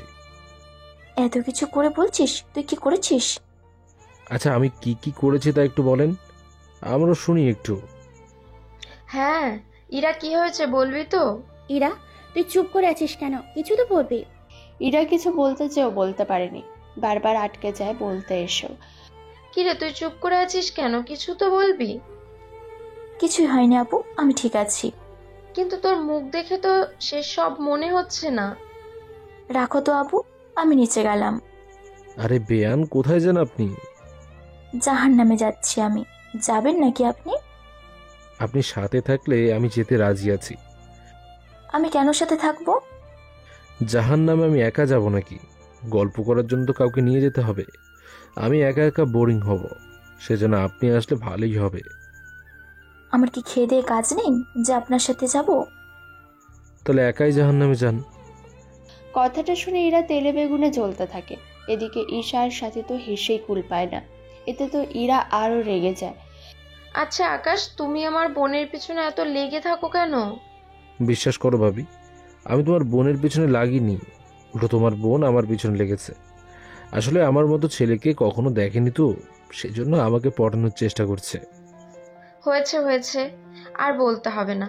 আমি আর হাসতে পারছি না। তাছাড়া ইরা যদি শোনে তাহলে তো আরো রেগে যাবে। কি করবো ভাবি, তোমার বোনকে রাগিয়ে দিতে অনেক ভালো লাগে। আবার বেশি রাগিয়ে দিও না, পরে নয়তো তোমার সাথে সারাক্ষণ ঝগড়া করতে থাকবে। কি বড় ভাবি, তোমার বোন কি বেশি ঝগড়াটে? আহামরি ঝগড়াটে না, তবে মাঝে মাঝে ঝগড়া একটু বেশি করে। আপু কি হচ্ছে এসব? তুমি তো আপুর নামই বদনাম করতেছো। তুই নিজেও তো একটা বদের হাড্ডি। তুমি দেখি দেবর পেয়ে বোনদেরই ভুলে গেলে। তোরা আমার দুষ্টু মিষ্টি বোন, কিন্তু আকাশ তো আমার দেবর। তাছাড়া তোরা যেমন দুষ্টু তেমন আকাশও সেম। আচ্ছা আমি নিচে গেলাম, আকাশ তুমি রুমে এসে রেস্ট নাও। ঠিক আছে ভাবি। সাথী তো নিচে চলে যায়। তখন ঈশার সাথে আরো কিছুক্ষণ কথা বলতে থাকে। কিছুক্ষণ কথা বলার পরে, আচ্ছা বেয়ান, আপনাদের চেহারার মধ্যে এত মিল কি করে? আশ্চর্য, এটা আমি কি করে বলবো? তাহলে আপনি জানেন না, তাই তো? হ্যাঁ, আমি জানি না। তাছাড়া আপনি আমার আর আপুর মধ্যে পার্থক্য কিভাবে খুঁজে পেলেন? তোমার আর ইরার ছবি তো ভাবি আমাকে পাঠিয়েছে, সেখানে আমি অনেক গবেষণা করে বের করতে পেরেছি তোমাদের মুখের অনেকটা মিল আছে। আবার দুজনের মধ্যে পার্থক্য বের করতে হলে ইরার ঠোঁটে একটা তিল আছে, কিন্তু ও ঠোঁটে নেই। ছি ছি বেয়ান, শেষমেশ আমাদের ঠোঁটের উপরে নজর দিলেন। তা নজর যখন দিয়েছি তখন আপনি একটু টেস্ট করিয়ে দিলেই তো পারেন। মানে কি? মানে রান্নার কথা বলেছি, রান্না টেস্ট করে নিলেই পারেন। কিন্তু আমি তো রান্না পারি না, আর নাই ইরা আপু রান্না পারে, তবে সাথী আপু রান্না করতে পারে। তাহলে তো ভাবির হাতে রান্না খেতে হচ্ছে। সেটাই করেন। আসছে আমাদের রান্না শেখাতে, শখ কত। এই বলে চলে আসে ছাদ থেকে। সাথী রুমে এসে দেখে ইরা মুখ লাল করে বসে আছে। ইরা তুই মুখ লাল কেন করে আছিস? মুখ লাল কোথায় দেখলেন? আয়নার সামনে একটু দাঁড়িয়ে দেখ, তাহলে বুঝতে পারবি। ঠিক আছে, দেখতেছি। কিছুক্ষণ এপাশ ওপাশ করে তাকিয়ে থাকে। একটু পরে, সত্যি তো, মুখ তো লাল হয়ে আছে। সেটাই তো বলছি, কি করে হলো? তখনই ইরার মনে পড়লো আকাশ যে ওর মুখে হাত দিয়ে ওই সব করেছিল, সেজন্য লাল হয়ে আছে। সেই জন্য কোনো কিছু হয়নি, তবে তোমার দেবর কিন্তু অনেক ফাজিল। ও তো একটু বরাবরই ফাজিল। তা তোর সাথে কি করেছে? কি করেনি সেটা বলো। সত্যি কিছু করেছে নাকি? আপু ওই রকম কিছু হয়নি, আমি ছাদে গেলাম। ইরা ছাদে এসে ঈশার সাথে কথা বলতে থাকে। কিভাবে আকাশের উপরে প্রতিশোধ নেবে সেটা ভাবতে থাকে ঈশাকে সাথে নিয়ে। ইরা বেআইন এসেছে 1 ঘন্টা হয়নি, এর ভিতরে এসেই ফজলামো শুরু করে দিয়েছে। সেই জন্য একটা উচিত শিক্ষা ওকে দিতে হবে। কিন্তু কিভাবে দিবি সেটা তো জানি না, ভেবে দেখতে হবে। চল নিচে যাই, আপুকে রান্নার কাজে সাহায্য করি। ওই বেআইকে খাওয়ানোর জন্য আপুকে তো কখনোই সাহায্য করব না। আছে, তুই আগে সবটা শোন। ঠিক আছে, বল তাহলে। এরপর ঈশা ইরার কানে কানে কিছু একটা বলে। ওটা শোনার পরে ইরা তো খুশি হয়ে যায়। আচ্ছা, হিতে বিপরীত কোনো কিছু হয়ে যাবে না তো? আরে কিছু হবে না। সাথে রান্না করতে থাকে। তখন ওরা 2 বোন আসে রান্নাঘরে। ওদের রান্নাঘরে দেখে সাথী তো আরো বেশি অবাক হয়ে জিজ্ঞেস করে, কিরে তোরা দুজনেই আজকে রান্নাঘরে, ব্যাপারটা কি বলতো? আমরা তো এসেছি বেআইয়ের জন্য স্পেশাল কিছু রান্না করতে। বাহ, তোরা যেখানে জীবনেও রান্নাঘরে ঢুকিস নেই সেখানে আজকে রান্না করার কথা বলছিস, ব্যাপারটা কি বলতো? ভাবলাম বিয়ানকে নিজের হাতে কিছু করে খাওয়াই। তাহলে তোরা একটু অপেক্ষা কর, আমি আকাশের থেকে জেনে আসি ও কি কি খেতে পছন্দ করে। তোমার দেবর তো ঘুমাচ্ছে। তাহলে একটা কাজ কর, তোরা ওর জন্য কিছু পিঠা বানা। ঠিক আছে। ওরা দুজনে পিঠা বানাতে থাকে। তবে কি কি দিয়ে বানিয়েছে তা আপনারা পরে জানতে পারবেন।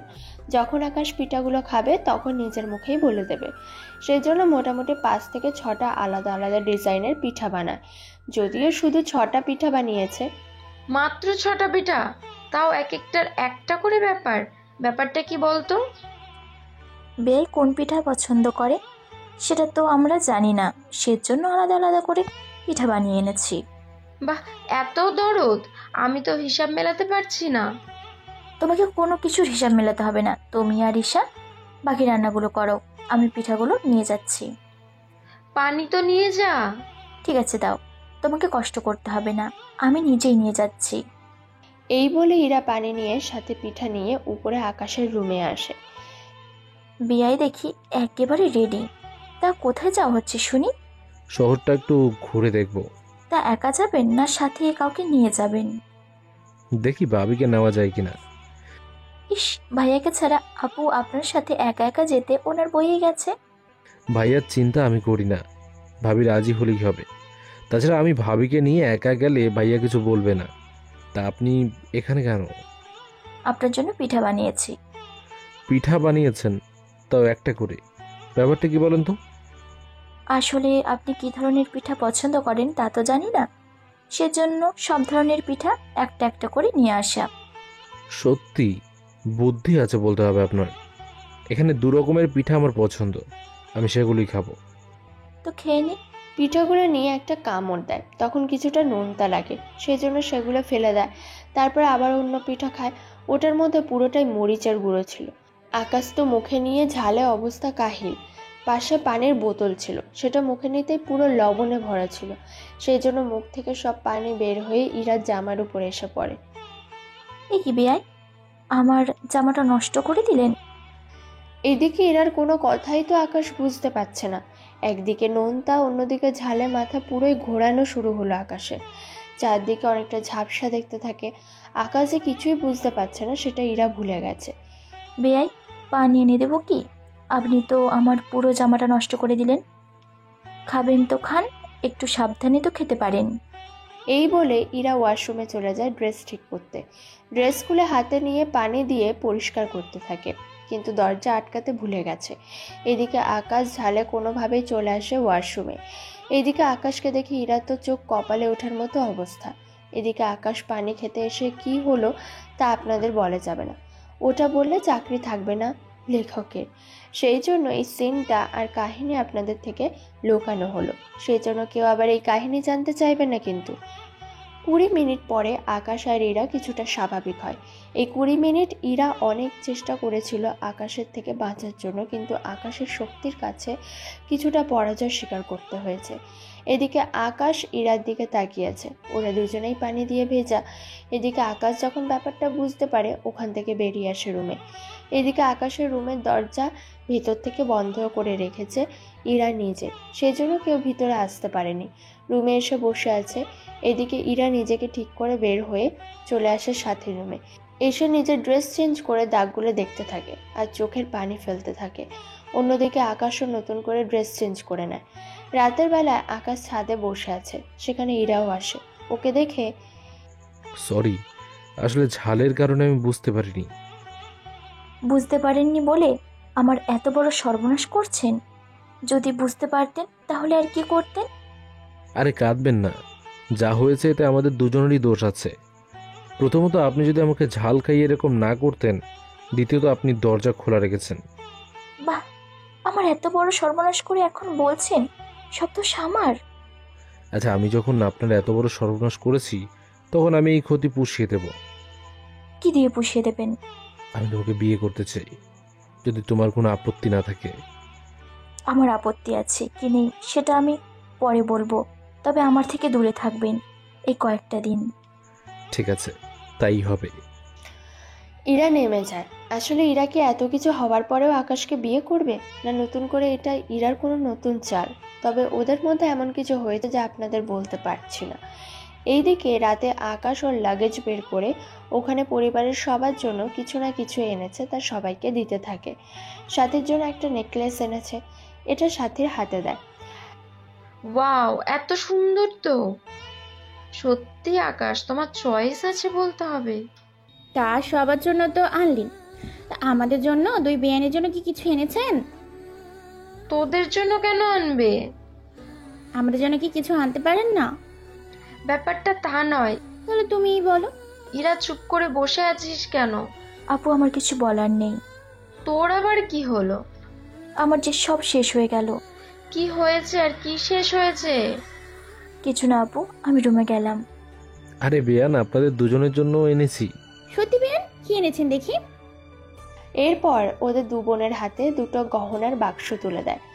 এই নিন, আপনাদের দুই বোনের জন্য। কি আছে এতে? তবে যেটাই থাকুক না কেন, দুটা কিন্তু সেম দেখতে। সেম কেন? দেখা যাবে আপনাকে যেটা দিলাম ওটা আপনার পছন্দ না হয়ে ওনারটা পছন্দ হয়ে গেল, তখন তো দুই বোনের ভেতরে মারামারি শুরু হয়ে যাবে। সেজন্য সেম জিনিস এনেছি। তাহলে এটা রুমে এনে খুলে দেখবো? রুমে নিতে হবে না, এখানেই খুলে দেয়। সেটাই ভালো, আমরাও তো দেখি কি এনেছো ওদের জন্য। আবির আর সাথীর কথায় ওরা বাক্সগুলো খুলে দেখে। খুলে ভিতরে দেখতে পায় দুটো নেকলেস আর 4টে কানের দুল, সবগুলো সেম ডিজাইন। ওয়াও আপু, নেকলেসগুলো তো আসলেই অনেক সুন্দর। এর দেখ দেখ। এদিকে ইরার তো মন অনেক খারাপ। কেন মন খারাপ তা তো আপনারা জানেন, তাও মুখে একটু হাসি নিয়ে আসে ওদের কথায়। আপু, আমরা তাহলে রুমে গেলাম, তুমি চলে আসিও কিছুক্ষণ পর। এভাবে কিছুদিন চলে যায়, 15 দিন পার হয়ে যায়। এদিকে ইরা এখনো কোনো কিছু ভুলতে পারছে না। সেদিনের ঘটনাগুলো বারবার ইরার মনে পড়ছে, সেই জন্য কান্না করতে থাকে। তখন ইরার মাথায় একটা আইডিয়া এলো, কিন্তু আইডিয়া সাকসেস করতে হলে ঈশাকে বাসা থেকে বের করে ওদের বাড়িতে পাঠাতে হবে। যেভাবে সেই কাজ। পরের দিন ইরার মা কল দিয়ে ওদের চলে আসতে বলে, কিন্তু ইরা থেকে এসে ঈশাকে পাঠিয়ে দেয়। এখন রুমে ইরা একাই ঘুমাচ্ছে। রাত 12টায় আকাশ বারান্দায় দাঁড়িয়ে আছে। তখন ইরা একটা ছায়া সৃষ্টি করে, যেখানে ইরার সাথে অন্য কেউ রুমে আছে সেটা বোঝা যায়। আকাশ ইরার রুমের বারান্দায় তাকাতে দেখে ওখানে দুটো ছায়া। একটা ছায়ার হাতে চুড়ি ছিল। সেই জন্য আকাশ ইরার রুমে চলে আসে। এইদিকে দরজা ইরা বন্ধ করে দেয়, কেননা ইরা রুমের আলো বন্ধ করে দেয়। আকাশ রুমে এসে অন্ধকার দেখে, লাইটের সুইচ খুঁজতে থাকে। তখন সুইচের ওখানে ইরা ছিল আর ইরার শরীরে হাত লাগে। এতে ইরা আকাশকে জড়িয়ে ধরে বিছানায় নিয়ে যায়। তখন দরজাও খুলে দেয়। এতে ইরা তো চিৎকার করে ওঠে, বাঁচাও আমাকে, বাঁচাও।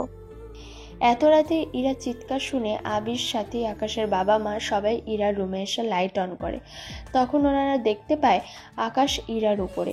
এই দৃশ্য দেখে বাড়ির সবাই তো হতবাক হয়ে যায়। এদিকে আকাশ সবাইকে দেখে উঠে যায়। তখন সাথী এসে ইরাকে ঠিক করে নেয়। ইরা তো কেঁদেই চলেছে। এরকম দৃশ্য দেখার পরে কারোর বাকি রইল না এখানে কি হচ্ছিল এতক্ষণ ধরে। আকাশ, তুই এত নিচে নামতে পারিস তা তো আমি ভাবতেও পারিনি। আমার তো ঘৃণা হচ্ছে যে তুই আমার ছেলে। বাবা বিশ্বাস করো, আমি এসব কিছুই করিনি। মা, তুমি তো বিশ্বাস করবে। নিজের চোখে যা দেখছি তা কিভাবে অবিশ্বাস করব? ভাইয়া, তুমিও কি অবিশ্বাস করো আমাকে? বাবা মা, আমার বিশ্বাস আকাশ ওইসব মোটেও করতে পারে না। আচ্ছা, আকাশের কথা তো শুনেছি, কিন্তু ইরার কথা তো একবার শুনি। সেটাই। ইরা, তুমি বলো কি হয়েছে। আকাশ দুদিন আগে আমাকে বিয়ের প্রস্তাব দেয়। আমি রাজি হইনি বলে আমার ক্ষতি করার চেষ্টা করেছে। বিশ্বাস করো ভাবি, আমি ওকে কোনোভাবে বিয়ের প্রস্তাব দিইনি। আমার কাছে প্রমাণ আছে। কি প্রমাণ? ইরা মোবাইল বের করে একটা রেকর্ড ওনাদের দেখাতে থাকে। সেখানে আকাশের গলা ঠিকই বোঝা যাচ্ছে আকাশ ওই দিন যে ইরাকে বিয়ের জন্য বলে তা ইরা রেকর্ড করে রেখেছে। সেটাই ওনাদের শোনাতে থাকে। সবটা শুনে সবাই তো অবাক হয়ে যায়। আকাশ, তোমাকে আমি একটা কথা বলতে চাই। কি কথা? বাবা, কি কথা বলবে তুমি? তুমি এমন কিছু বলো না যার জন্য আকাশের কষ্ট পেতে হয়। আমরা এর সমাধান খুঁজে বের করি। কোনো সমাধান করতে হবে না। আব্বু, তাহলে আকাশ কোথায় থাকবে? ও এই বাসায় থাকতে পারবে না। আকাশ, তুমি সকালে এই বাসা থেকে বের হয়ে যাবে। তোমরা যখন এটাই চাও, আমি সকালে বের হয়ে যাব। এরপর আর আসবো না এই বাড়িতে। সেটাই করবে। বৌমা, আমি অনেক লজ্জিত। তুমি আজকে এই ঘটনা কিন্তু কাউকে বলবে না। জি আব্বু, তাই হবে। এদিকে আকাশ এখনো বুঝতে পারছে না কি থেকে কি হয়ে গেল।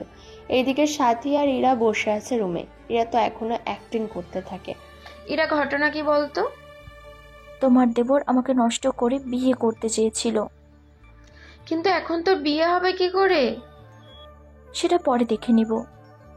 পরের দিন সকালে আকাশ কাউকে কিছু না বলে বাসা থেকে বের হয়ে আসে। তবে বের হওয়ার সময় আবিরকে একটা মেসেজ লেখে, যেন ওর ভাই সবটা জানতে পারে। এদিকে আকাশ তো চলে যায়। আবির মেসেজ পেয়ে সবটা বুঝে যায়। এখানে পূর্বের কাহিনী শেষ হলো। চলুন এবার বর্তমানে চলে আসি। বর্তমানে ইরা কাহিনীগুলো বলতে বলতে কান্না করতে থাকে। তবে হ্যাঁ, ওয়াশরুম আর ইরার সাথে আকাশ যে কাহিনীগুলো করেছে সেগুলো কিন্তু ওনাদের বলেনি। প্লিজ আমাকে মাফ করে দিন আপনারা। আমার কর্মের ফল আমাকে আমার বোনকে দেবেন না? তাহলে বুঝলে তো বাবা তুমি কি করেছো? আমি যে সত্যি নিজের ছেলেকে চিনতে পারিনি। আমি আজকে ওকে বাসায় ফিরিয়ে আনবো। আমি ওকে কল দিয়ে আসতে বলি। আবির, তাড়াতাড়ি কল দে আকাশকে। আঙ্কেল, কল দিয়ে লাভ হবে না। লাভ কেন হবে না? কারণ আকাশ ওর নাম্বার অফ করে রেখেছে। নাম্বার অফ করেছে মানে? আসলে আন্টি, আকাশ মূলত এখানে এসেছে ইরাকে এই মামলার হাত থেকে বাঁচানোর জন্য। আজকে ইরাকে বাঁচানো শেষ, সেজন্য রাতেই আমি আর আকাশ ফিরে যাব লন্ডনে। কি, আকাশ আবার লন্ডনে ফিরে যাবে? হ্যাঁ ইরা, তবে তুমি ওকে একমাত্র আটকাতে পারো। কিভাবে? সেটা আমি জানি না, তবে উত্তর তোমার কাছেই আছে। তুমি ভেবে নাও। আমি এখানে 1 ঘন্টা আছি। এই 1 ঘন্টায় তোমাকে ভেবে নিতে হবে তুমি কি করবে। আমি তো কিছুই বুঝতে পারছি না। আমিও যে বুঝতে পারছি না। ইরা, তুমি তাহলে ভেবে নাও। আমাকে একটু সময় দাও, আমি ভেবে দেখছি। অনেকটা সময় ধরে ইরা ভাবতে থাকে। এইদিকে সবাই তো টেনশন করতে থাকে। তখন ইরা পুরনো সে কাহিনীগুলো ভাবতে থাকে। অনেকটা সময় পার হয়ে যাওয়ার পরে ইরার মনে পড়ে সে কথাগুলো। উত্তর পেয়েছি আমি। তাহলে ইরা তাড়াতাড়ি করো, সময় বেশি নেই হাতে। যাচ্ছি আমি, 20 মিনিট সময় দাও আমাকে। ঠিক আছে, যাও তাহলে। এইদিকে ইরা রুমে এসে একটা শাড়ি পরে, তাও অনেক তাড়াতাড়ি করে। সেটা তাও আকাশের পছন্দের, সাথে আকাশের দেওয়া নেকলেসটাও। এর সাথে একটা কাগজ হাতে নিয়ে নিচে নামে। ইরাকে এমনভাবে আসতে দেখে ওনারা তো অবাক হয়। তুই হঠাৎ এরকম ভাবে হাতে এটা কি? তোমাদের এসে আমি সারপ্রাইজ দেব। তাহলে তাড়াতাড়ি যাও। নীলাশা চলো আমার সাথে, লেট হয়ে যাচ্ছে অনেক। এদিকে নীলাশা ইরাকে নিয়ে বেরিয়ে পড়ে। কিছুক্ষণ পরে ওরা চলে আসে। আকাশ দরজা খুলে ইরার দিকে তাকিয়ে অবাক হয়ে যায়। তুমি এখানে কেন? তোমার সাথে কথা বলার ছিল। আমার সাথে কি কথা? নীলাশা, তুমি কিছুক্ষণ আমাদের একা ছেড়ে দাও। কিছুক্ষণ বলতে কতক্ষণ? 1 ঘন্টাই হয়ে যাবে। এতক্ষণ ধরে কি করবে যে 1 ঘন্টা লাগবে? সেটা পরে দেখতে পারবে। তুমি তাহলে কোথাও থেকে ঘুরে আসো। আমি তাহলে টিকিট কেটে আসি। আমার জন্য কেটে নিও টিকিট। তোমার জন্য কেন? নীলাশা, তোমাকে যা বলেছি তা করো। আমি ততক্ষণে ওর সাথে বোঝাপড়া করে নিচ্ছি। ঠিক আছে, গেলাম আমি। নীলাশা তো চলে যায়। ও যাওয়ার পরে ইরা আকাশকে একটা ধাক্কা দিয়ে বেঁটে ফেলে দেয়। এই তুমি এরকম করছো কেন? আমি তোমার বউ, এইটুকু করার অধিকার তো আমার আছেই। বউ মানে? কার বউ? কেমনে কি? আমি তো কিছুই বুঝতে পারছি না। এই কাগজটার কথা কি মনে পড়ে? কোন কাগজ? যেদিন ওয়াশরুমে আমার সর্বনাশ করে আমাকে বিয়ে করতে বলেছিলে, আমি যে তোমাকে একটা কাগজ দিলাম সাইন করার জন্য, মনে পড়েছে কি? ওয়াশরুমের কথাও মনে আছে, কাগজের কথাও মনে আছে, কিন্তু এই কাগজটা ওই কাগজ কিনা সেটা আমার মনে নেই। 1 মিনিট, তোমার কাছে কলম হবে কি? এ নাও। কিন্তু কলম দিয়ে কি করবে? এইদিকে তাকাও, দেখতে পারবে। কল নিয়ে সাইন করে দেয়। কাগজের দিকে তাকিয়ে আকাশ তো অবাক হয়ে যায়, কেননা এটা ম্যারেজ সার্টিফিকেট ছিল। সেখানে বরের জায়গায় আকাশের নাম লেখা ছিল, তা ওর নিজের সাইন সহ। পাশে কোণের জায়গায় ইরা ওর সাইন দিয়ে দিল। ফাইনালি তোমার আর আমার বিয়েটা সম্পন্ন হলো। এবার বাসর শুরু করি, চলো। এখন বাসর করতে হবে? তাহলে এই রাত পর্যন্ত অপেক্ষা করব নাকি? তাছাড়া তোমার কাছে দিন আর রাত কি, সবই তো সমান। দেখো, বারবার ওই ঘটনার কথা মনে করিয়ে দেবে না, বলে দিলাম। করলে কি করবে শুনি?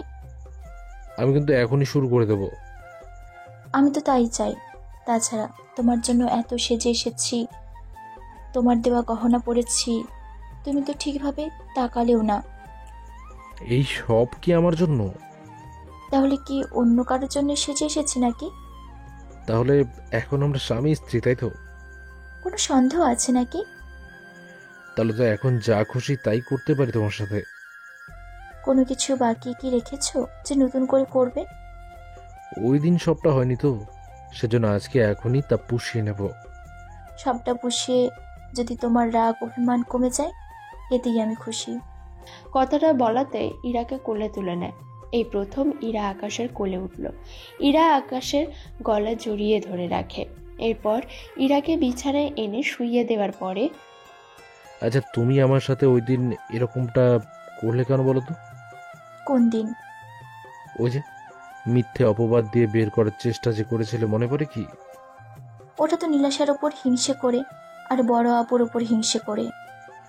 মানে নীলাশা কি করলো আর ভাবি কি করলো? আমি প্রথমে ভেবেছিলাম তুমি নীলাশাকে ভালোবাসো, আর দ্বিতীয়ত আপু তোমার আর নীলাশার এত প্রশংসা করতো, যা শোনার পর আমার অনেক হিংসে হতো। সেজন্য আমি চেয়েছিলাম তোমার সাথে ওই মিথ্যেটা করে তোমাকে বিয়ে করে নেব। কিন্তু পরে মনে পড়ল তোমার আর নীলাশার মাঝে সত্যি কোনো কিছু আছে কিনা, ওটা শিওর হতে হতে লেট হয়ে গেল।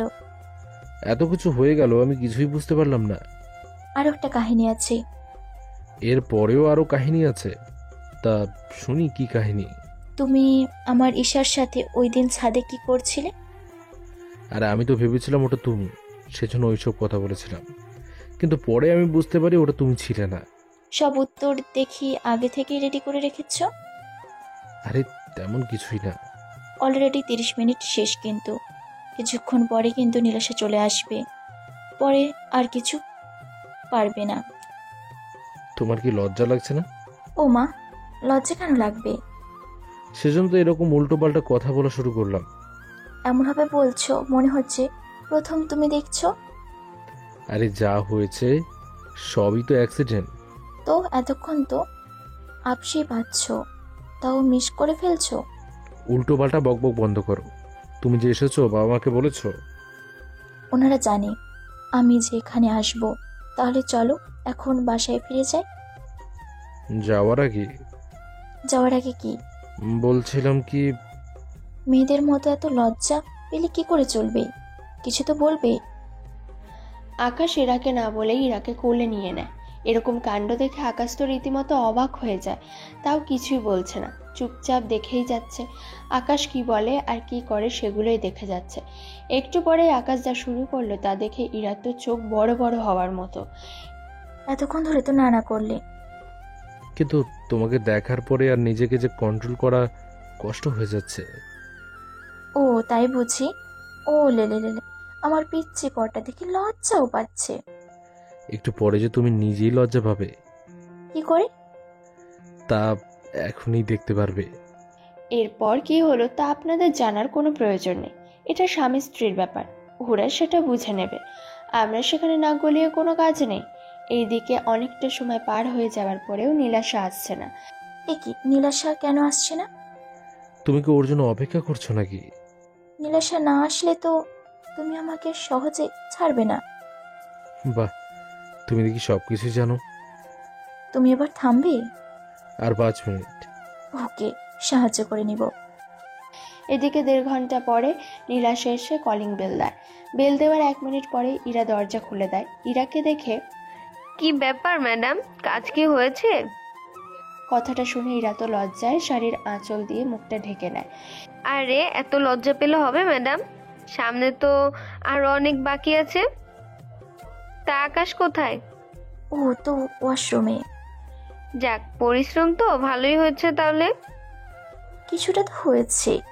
তা টিকিট কি কাটা হলো? কাটতে পারিনি, টিকিট সব শেষ। ভিআইপি কেবিন কোনোটা খালি নেই। কি, তুমি ভিআইপি কেবিন পাওনি বলে টিকিটটাও কাটলে না? ইকোনমিক কেবিনে তো আমি যাই না। আচ্ছা আকাশ আসুক, আমরা বরং আকাশের বাসায় যাই। কিন্তু আকাশ কি যেতে রাজি হবে?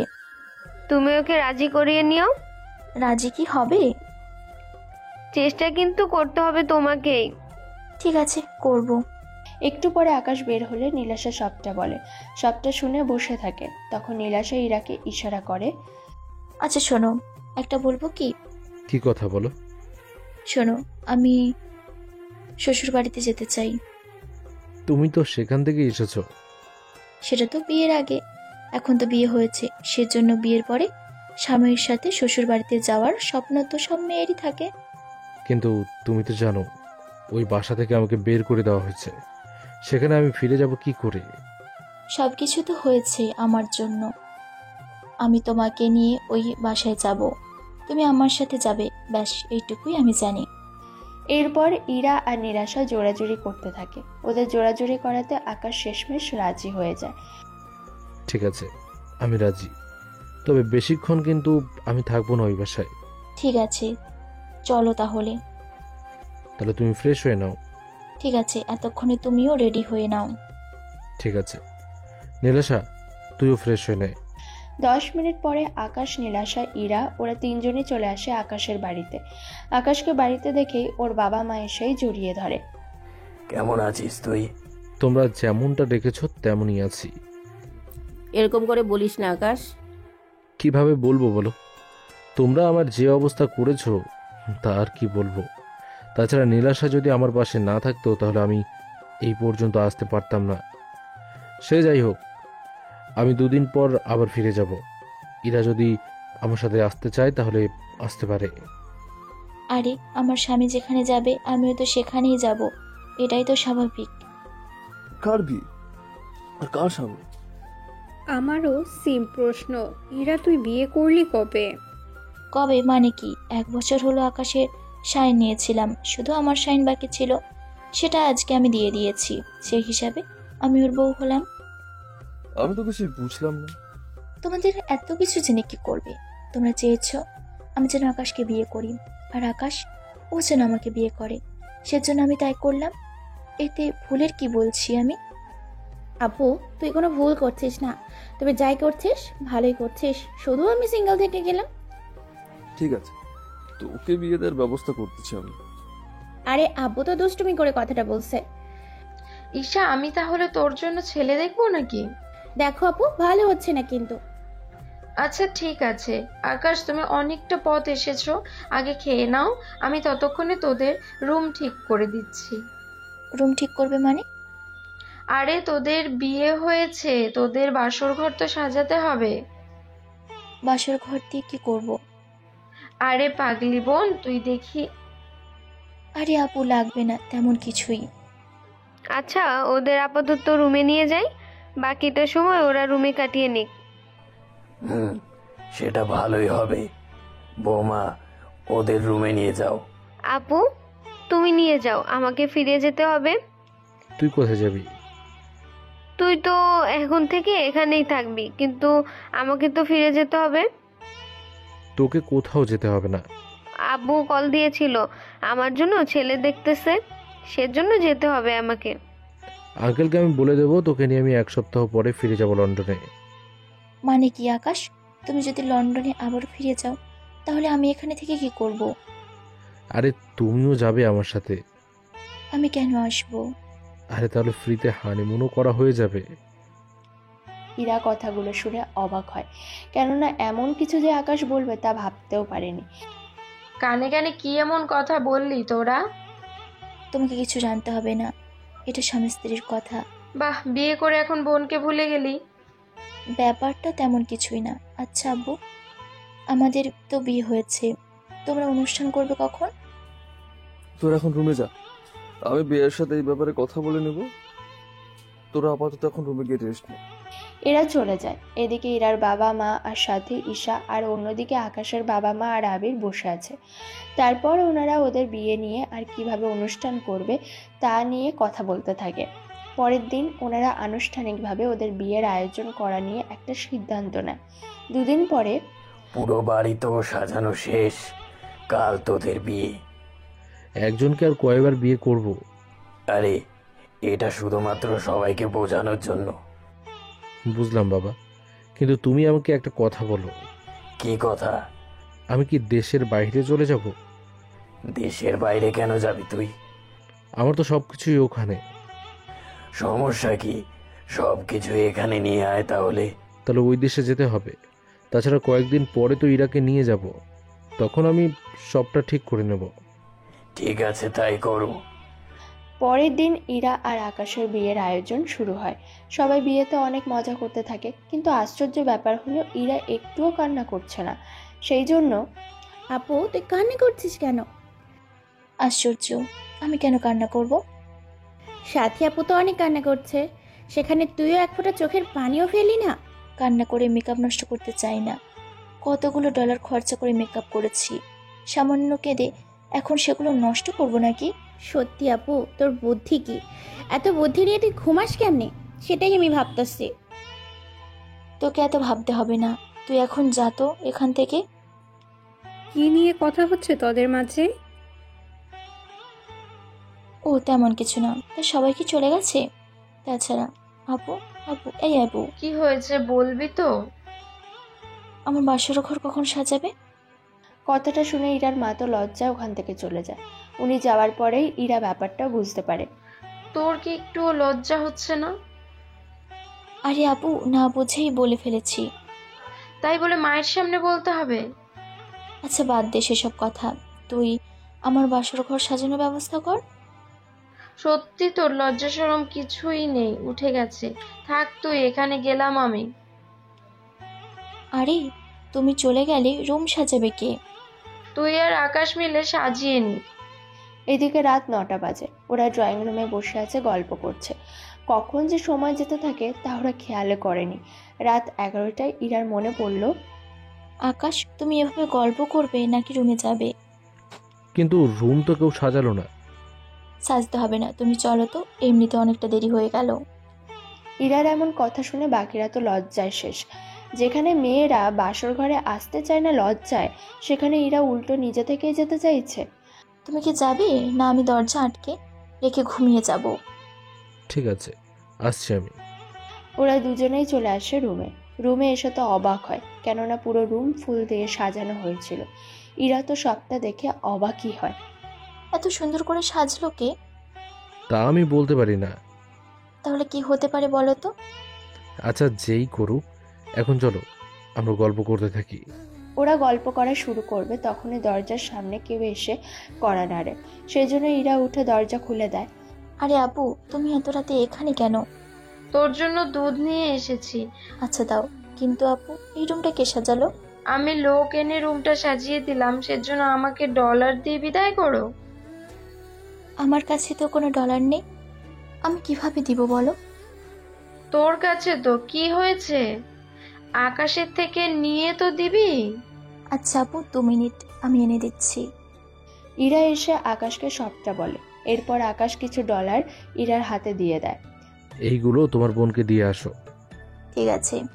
সাথীর হাতে টাকা তো দিয়ে দেয়। সাথী চলে যাওয়ার পরে, যাক বাবা বাঁচলাম, অবশেষে অন্য সবার মতো আমাদেরও বাসর হবে ফুল দিয়ে। তুমি তো কি মহা আনন্দে আছো?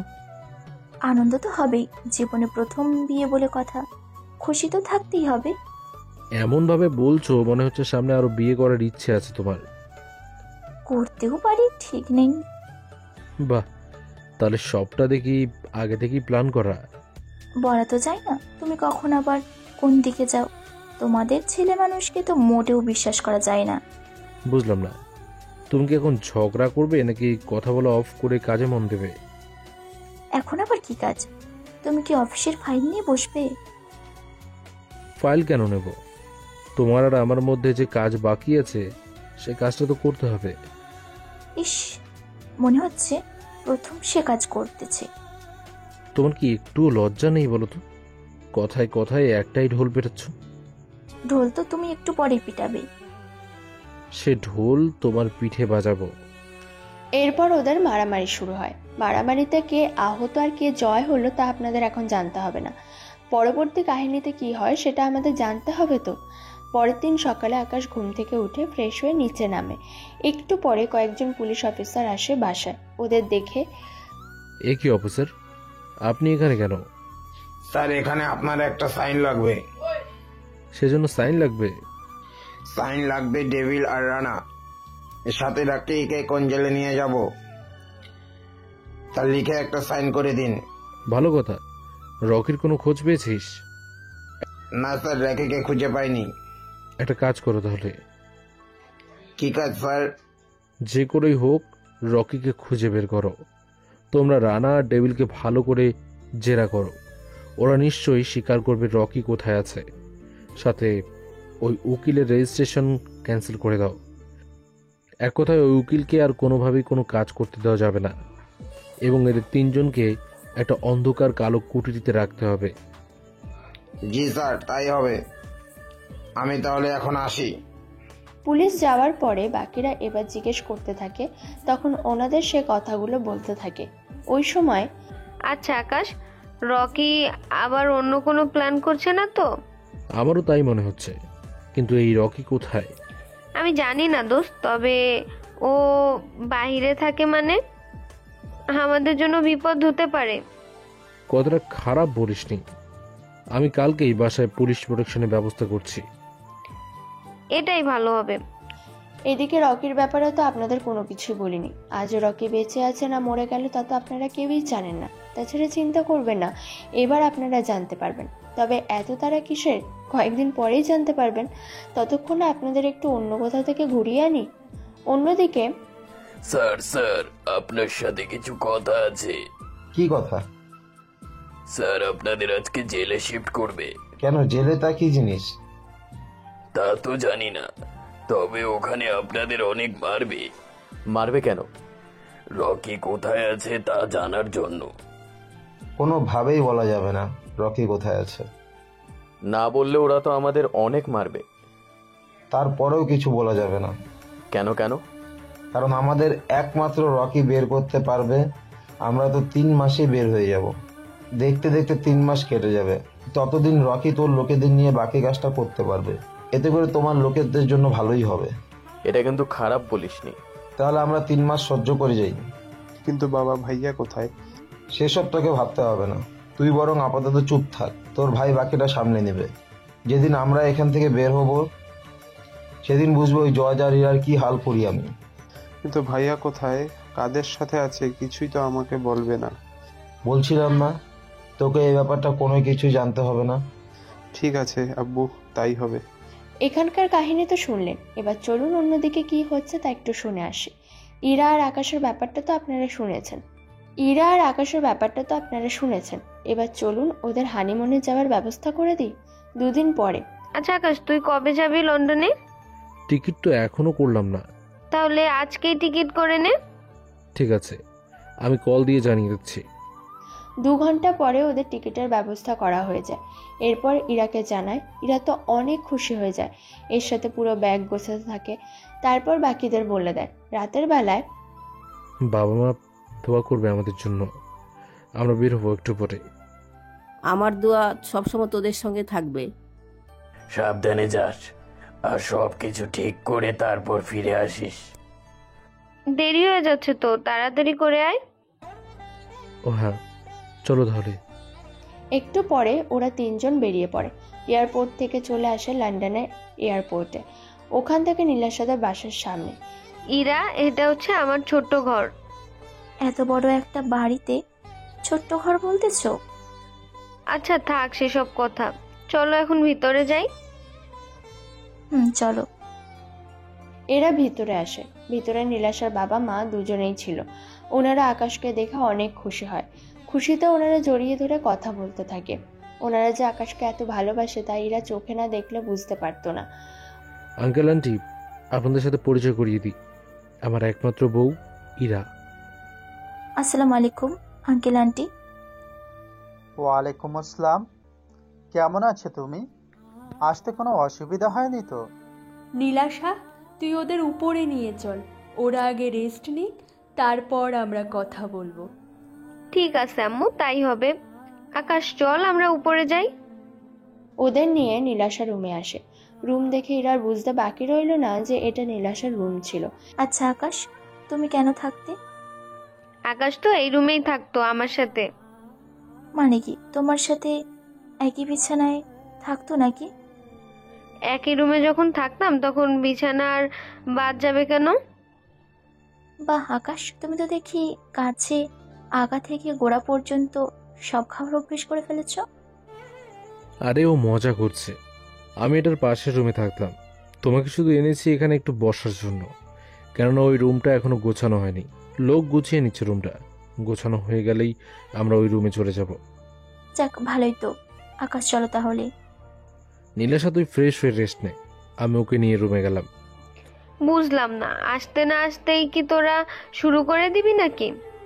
তোর মাথায় কি ভালো কিছু আসে না? আসলেও তোর জন্য আসে না। কত মেয়েকে কিনা তুই। আকাশ, তুমি মেয়েকে নিয়ে নীলাশা ও কি কি করেছে এখানে থেকে? আরে ও মজা করছে। আরে মোটেও মজা করছি না। বোন আমার, কেন আমার সর্বনাশ করছিস? একটু চুপ থাক। ওকে, চুপ করতে পারলেই তো তোমার জন্য ভালো। তাহলে তোমার কেলোর কীর্তিগুলো সামনে আসবে না, তাই তো? তুমি কি যাবে নাকি জোর করে নিয়ে আসবো? যাব না আমি। তোমার এখানকার ইটিস ফিটিস কাহিনী আগে শুনে নি, তারপরে আমি যাব এখান থেকে। এই কথা বলাতে আকাশ ইরাকে কোলে তুলে নেয় নীলাশার সামনে। ইরা তো অনেক লজ্জায় পায়। তোরা কি এখানেই শুরু করে দিবি নাকি? ইরা যদি না আসতে চায় তাহলে তো ওখানেই শুরু করে নিতে হবে। এই না না, আমি যেতে রাজি আছি। এই তো, গুড গার্ল। এরপর নিয়ে আসে রুমে। রাতে ওনারা একসাথে খেতে বসে। তখন আকাশ ওর ব্যাপারে কথা বলতে থাকে। তখন নীলাশার বাবা আকাশের ব্যাপারগুলো যত তাড়াতাড়ি পারে রেডি করার ব্যবস্থা করে দেবে বলেছে। 3 দিন পরে আকাশ আজকে ইরাকে নিয়ে বের হয় ঘুরতে। আসলে কয়েকটা দিন আকাশ কোর্টে দৌড়াদৌড়ি করতে হয়েছে ওর কাগজের ব্যাপারে। ওখানে আরও 2 দিন সময় লাগবে, সেজন্য আজকে ফ্রি হয়ে ওরা ঘুরতে বের হয়। 2 দিন পরে আকাশ ওর কাগজপত্রগুলো হাতে পায়। আঙ্কেল, আমি তাহলে আজকে রওনা দেব। আজকেই কি চলে যাবে? জি আঙ্কেল, অনেকদিন তো হলো। আরো কয়েকটা দিন থেকে যাও। নীলাশার বিয়ের সময় এসে থেকে যাব কয়েকদিন। ভালো কথা মনে করালে। কিছু কি ভুলে গেছেন? নীলাশার জন্য তো পাত্র খুঁজতে হবে। তাহলে পাত্র খুঁজে আমাকে জানাবেন। পছন্দ হলে তারপর বিয়ের কথা বাড়াবো। সেটাই। তবে আকাশের পছন্দ যদি না হয় তাহলে কিন্তু আমি বিয়ে করব না, আগেই বলে দিলাম। ঠিক আছে, দেখা যাবে। ওই রাতে আকাশ ইরাকে নিয়ে রওনা দেয়। তবে আসার সময় নীলাশা অনেক কান্না করছে আকাশকে জড়িয়ে ধরে। এতে ইরা তেলে বেগুনেতে জ্বলে যাচ্ছে, না পারছে কিছু বলতে আর না পারছে সবটা সইতে। তাও কিছু না বলে সবটা হাসি মুখে মেনে নেয়। এরপর ওরা চলে আসে ওখান থেকে আমেরিকায়। ওখানে ওদের নেওয়ার জন্য সাথী আর আবির এসেছে। কিরে, কেমন কাটলো? অনেক বোরিং কেটেছে। বোরিং কেন কাটবে? এরা তো সারাক্ষণ ঘোরাঘুরি নিয়ে ব্যস্ত ছিল, কোনো কিছু সময় পেলাম কোথায়?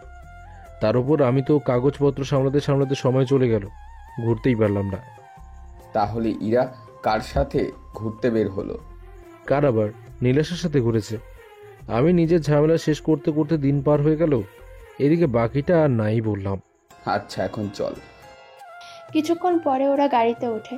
অন্যদিকে পিছনে তাকিয়ে দেখে ইরার সাথে দুজনেই ওখান থেকে গায়েব হয়ে গেল। কি ব্যাপার ভাইয়া?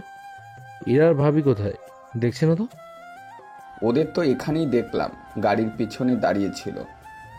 তাহলে গেল কোথায়? আচ্ছা, গাড়ির ভিতরে বসেনি তো? চলো এসে দেখি। ওরা দুজনে গাড়ির কাছে এসে চেক করে, কিন্তু গাড়িতেও নেই। কল দিল কিন্তু মোবাইল অফ। তখন ওদের টেনশন আরও বেড়ে যায়। ওরা কি করবে না করবে বুঝতে পারছে না। অনেকটা পথ খোঁজাখুঁজি করার পরেও পেল না কোনো কিছুই। ঘটনা আকাশ পুলিশ স্টেশনে জানায়। আশেপাশে এখানে সিসিটিভি আছে। অনেকটা সময়ের পরে ফুটেজ চালু করে দেখতে থাকে। তখন ওরা খেয়াল করে কয়েকজন লোক এসে ওদের অজ্ঞান করে ওখান থেকে নিয়ে বের হয়। স্যার, আমরা এই গাড়ির নাম্বার দ্বারা সবকিছু খুঁজে বার করতেছি। যা করার তাড়াতাড়ি করো। 30 মিনিটের ভেতরে পুলিশ জানতে পারে ওই গাড়ি জঙ্গলের দিকে যায়, কিন্তু জঙ্গলে কোনো ক্যামেরা নেই বলে কোনো কিছু জানতে পারেনি। 5 ঘন্টা যাওয়ার পরে আকাশের ফোনে একটা কল আসে। কল রিসিভ করে কথা বলতে থাকে। কথা বলে বুঝতে পেরেছে এটা কে করতে পারে, সেই জন্য সবটা শুনতে থাকে। কার কল ছিল? যারা ওদের নিয়ে গেছে ওরাই কল দিল। কি বলেছে ওরা, আর কি চাইছে? ওরা যা চেয়েছে তার জন্য আমাকে যেতে হবে ওদের কাছে। কিন্তু তুই কি নিয়ে যাবি? চিন্তা করো না, আমি একদিনের ভেতরে ওদের উদ্ধার করে আনবো। কিন্তু কি করে? সেসব তুমি আমার উপর ছেড়ে দাও ভাইয়া। এই বলে আকাশ সেন্ট্রাল জেলে চলে আসে। ওখানকার জেলারের সাথে কথা বলে রানা রনি ডেভিলকে জেল থেকে ছাড়িয়ে নেয়। তবে এখানে একটা সিক্রেট আছে, যা সময় হলে আপনাদের জানাবো। ওদের জেল থেকে বের করার পর এখন বলো ইরা আর আমার ভাবিরা কোথায় আছে? আমাদের সাথে চল, তাহলে দেখতে পারবি। তবে কোনো চালাকি কিন্তু করবি না। চালাকি করব না, আমার সাথে শুধু আমার বউ আর ভাবিকে দিয়ে দিলেই হবে। এখন বেশি কথা না বাড়িয়ে চল আমাদের সাথে। ঠিক আছে, ঠিকানা বলুন। ঠিকানা বলতে হবে না, আমরা যেভাবে বলবো সেভাবেই চলতে থাকবে। ঠিক আছে, বসো তাহলে গাড়িতে। এদিকে ওরা তো গাড়িতে বসে যায়। আকাশ সবকিছু আগেই প্ল্যান করে রেখেছে, যা আপনারা একটু পরেই জানতে পারবেন। 1 ঘন্টা পরে ওরা জঙ্গলের রাস্তা ধরে চলে আসে একটা বাংলোর ভিতরে এসে ইরাকে দেখতে পায়। ইরা তো আকাশকে দেখেই মুখে হাসি নিয়ে আসে। যখনই আকাশের কাছে আসতে যাবে তখনই কেউ একজন ইরার হাত ধরে আটকে দেয়। এভাবে হাত ধরাতে আকাশ তো অবাক হয়, কেননা হাতটা কে ধরেছে তা দেখার জন্য আকাশ একটু সাইডে আসতে রনিকে দেখতে পায়। তুই তাহলে বেঁচে আছিস? তুই তো আগে থেকেই জানিস আমি বেঁচে আছি, তাহলে এত নাটক করার কি আছে? বেঁচে আছিস তা জানি, কিন্তু কোথায় ছিলি তুই সেটাই আমি জানি না। সে যাকে, তোর ভাই আর বাবাকে নিয়ে এসেছি, এবার আমার বউ আর ভাবিকে তুই ছেড়ে দে। এত তারা কিসের? আগে ওদের একটু চোখের দেখা তো দেখি। একটু পরে ওরা 3 জন আসে। রনি তো রকিকে দেখেই জড়িয়ে ধরে, কথা বলতে থাকে, কেননা অনেক মাস পরে ওরা 2 ভাই মিলিত হয়েছে সেই জন্য। এই তোদের ড্রামা পরে করার সময় পাবি, এবার ওদের আমার সাথে পাঠিয়ে দে। এত তারা কিসের? সবে তো খেলা শুরু। আমি জানতাম তুই এত তাড়াতাড়ি মানবি না। তোকে আমি যতটুকু চিনি তুই এখানে খালি হাতে আসবি না। এসেছি তোর বাবা ভাইয়াকে নিয়ে, আবার ফিরবো নিজের বউ আর ভাবিকে নিয়ে। দেখ আমার হাতে বেশি সময় নেই। জানি তো, এখন তোকে মেরে আমি উপরে পাঠিয়ে দেব, তোর সময় একদম বেঁচে যাবে। তারপর তোর জানমান ইরাকে আমি বিয়ে করে নেব, আর তোর ভাবিকে আমি পৌঁছে দেব। এই নিয়ে কোনো টেনশন করিস না। তোকে তো আমি। এই বলে রকির কলার ধরে ওকে একটা ঘুষি মারে, এতে রক্ত তো বের হয়। তখনই বাকিরা এসে আকাশকে মারতে থাকে, তবে আকাশও ওদের একটু একটু করে মারতে থাকে। ততক্ষণে আকাশের হাতে একটা বন্দুক ছিল, সেজন্য রকিকে গুলি করে দেয়। ততক্ষণে পুলিশও চলে আসে ওখানে। তখন আকাশের হাতে বন্দুকটা লুকিয়ে ফেলে। পুলিশ এসে পরিস্থিতি নিজেদের হাতে নিয়ে নেয়। এদের 3 জনের উপর কেস লাগাও, এবার আর 3 মাসের জন্য নয়, আজীবন কারাদণ্ড দিলাম। আমরা কি করলাম?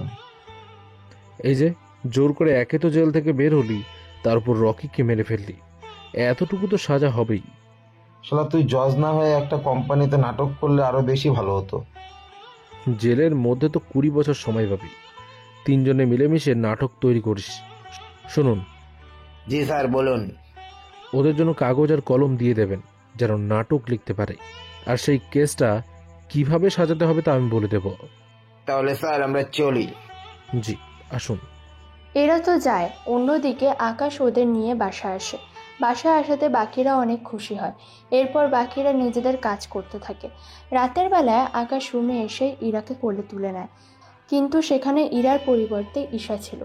আকাশ যখন কোলে নিয়ে একটু পিছনে করে তখনই ইরাকে দেখে আশ্চর্য হয়। ইরা তো রেগে আছে, যা মুখ দেখে বুঝতে পারে।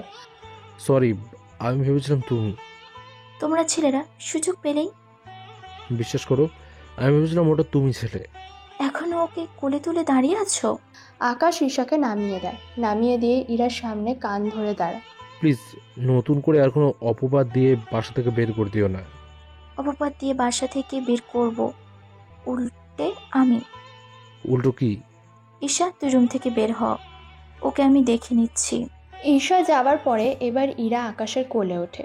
এবার যত ইচ্ছে কোলে নিয়ে ঘুরতে থাকো, নাই কোনো অপবাদ দিব আর নাই তোমাকে বাধা দিব। তাহলে কি সব অপবাদ বাদ? সব অবহেলাই বাদ দিয়ে দিলাম। এখন শুধু বন্ধুরা, এরপর কি হতে পারে তা তো আপনারা বুঝতেই পেরেছেন। সেজন্য আজকের মতো গল্পটা এখানেই শেষ করলাম। গল্পটা আপনাদের কেমন লাগলো অবশ্যই লাইক কমেন্ট করে জানাতে ভুলবেন না। আর চ্যানেলটা এখনও সাবস্ক্রাইব না করে থাকলে তাড়াতাড়ি সাবস্ক্রাইব করে দেবেন। ফিরে আসবো এরকমই আরেকটা নতুন গল্প নিয়ে। ততক্ষণ সবাই ভালো থাকবেন এবং সুস্থ থাকবেন। ধন্যবাদ।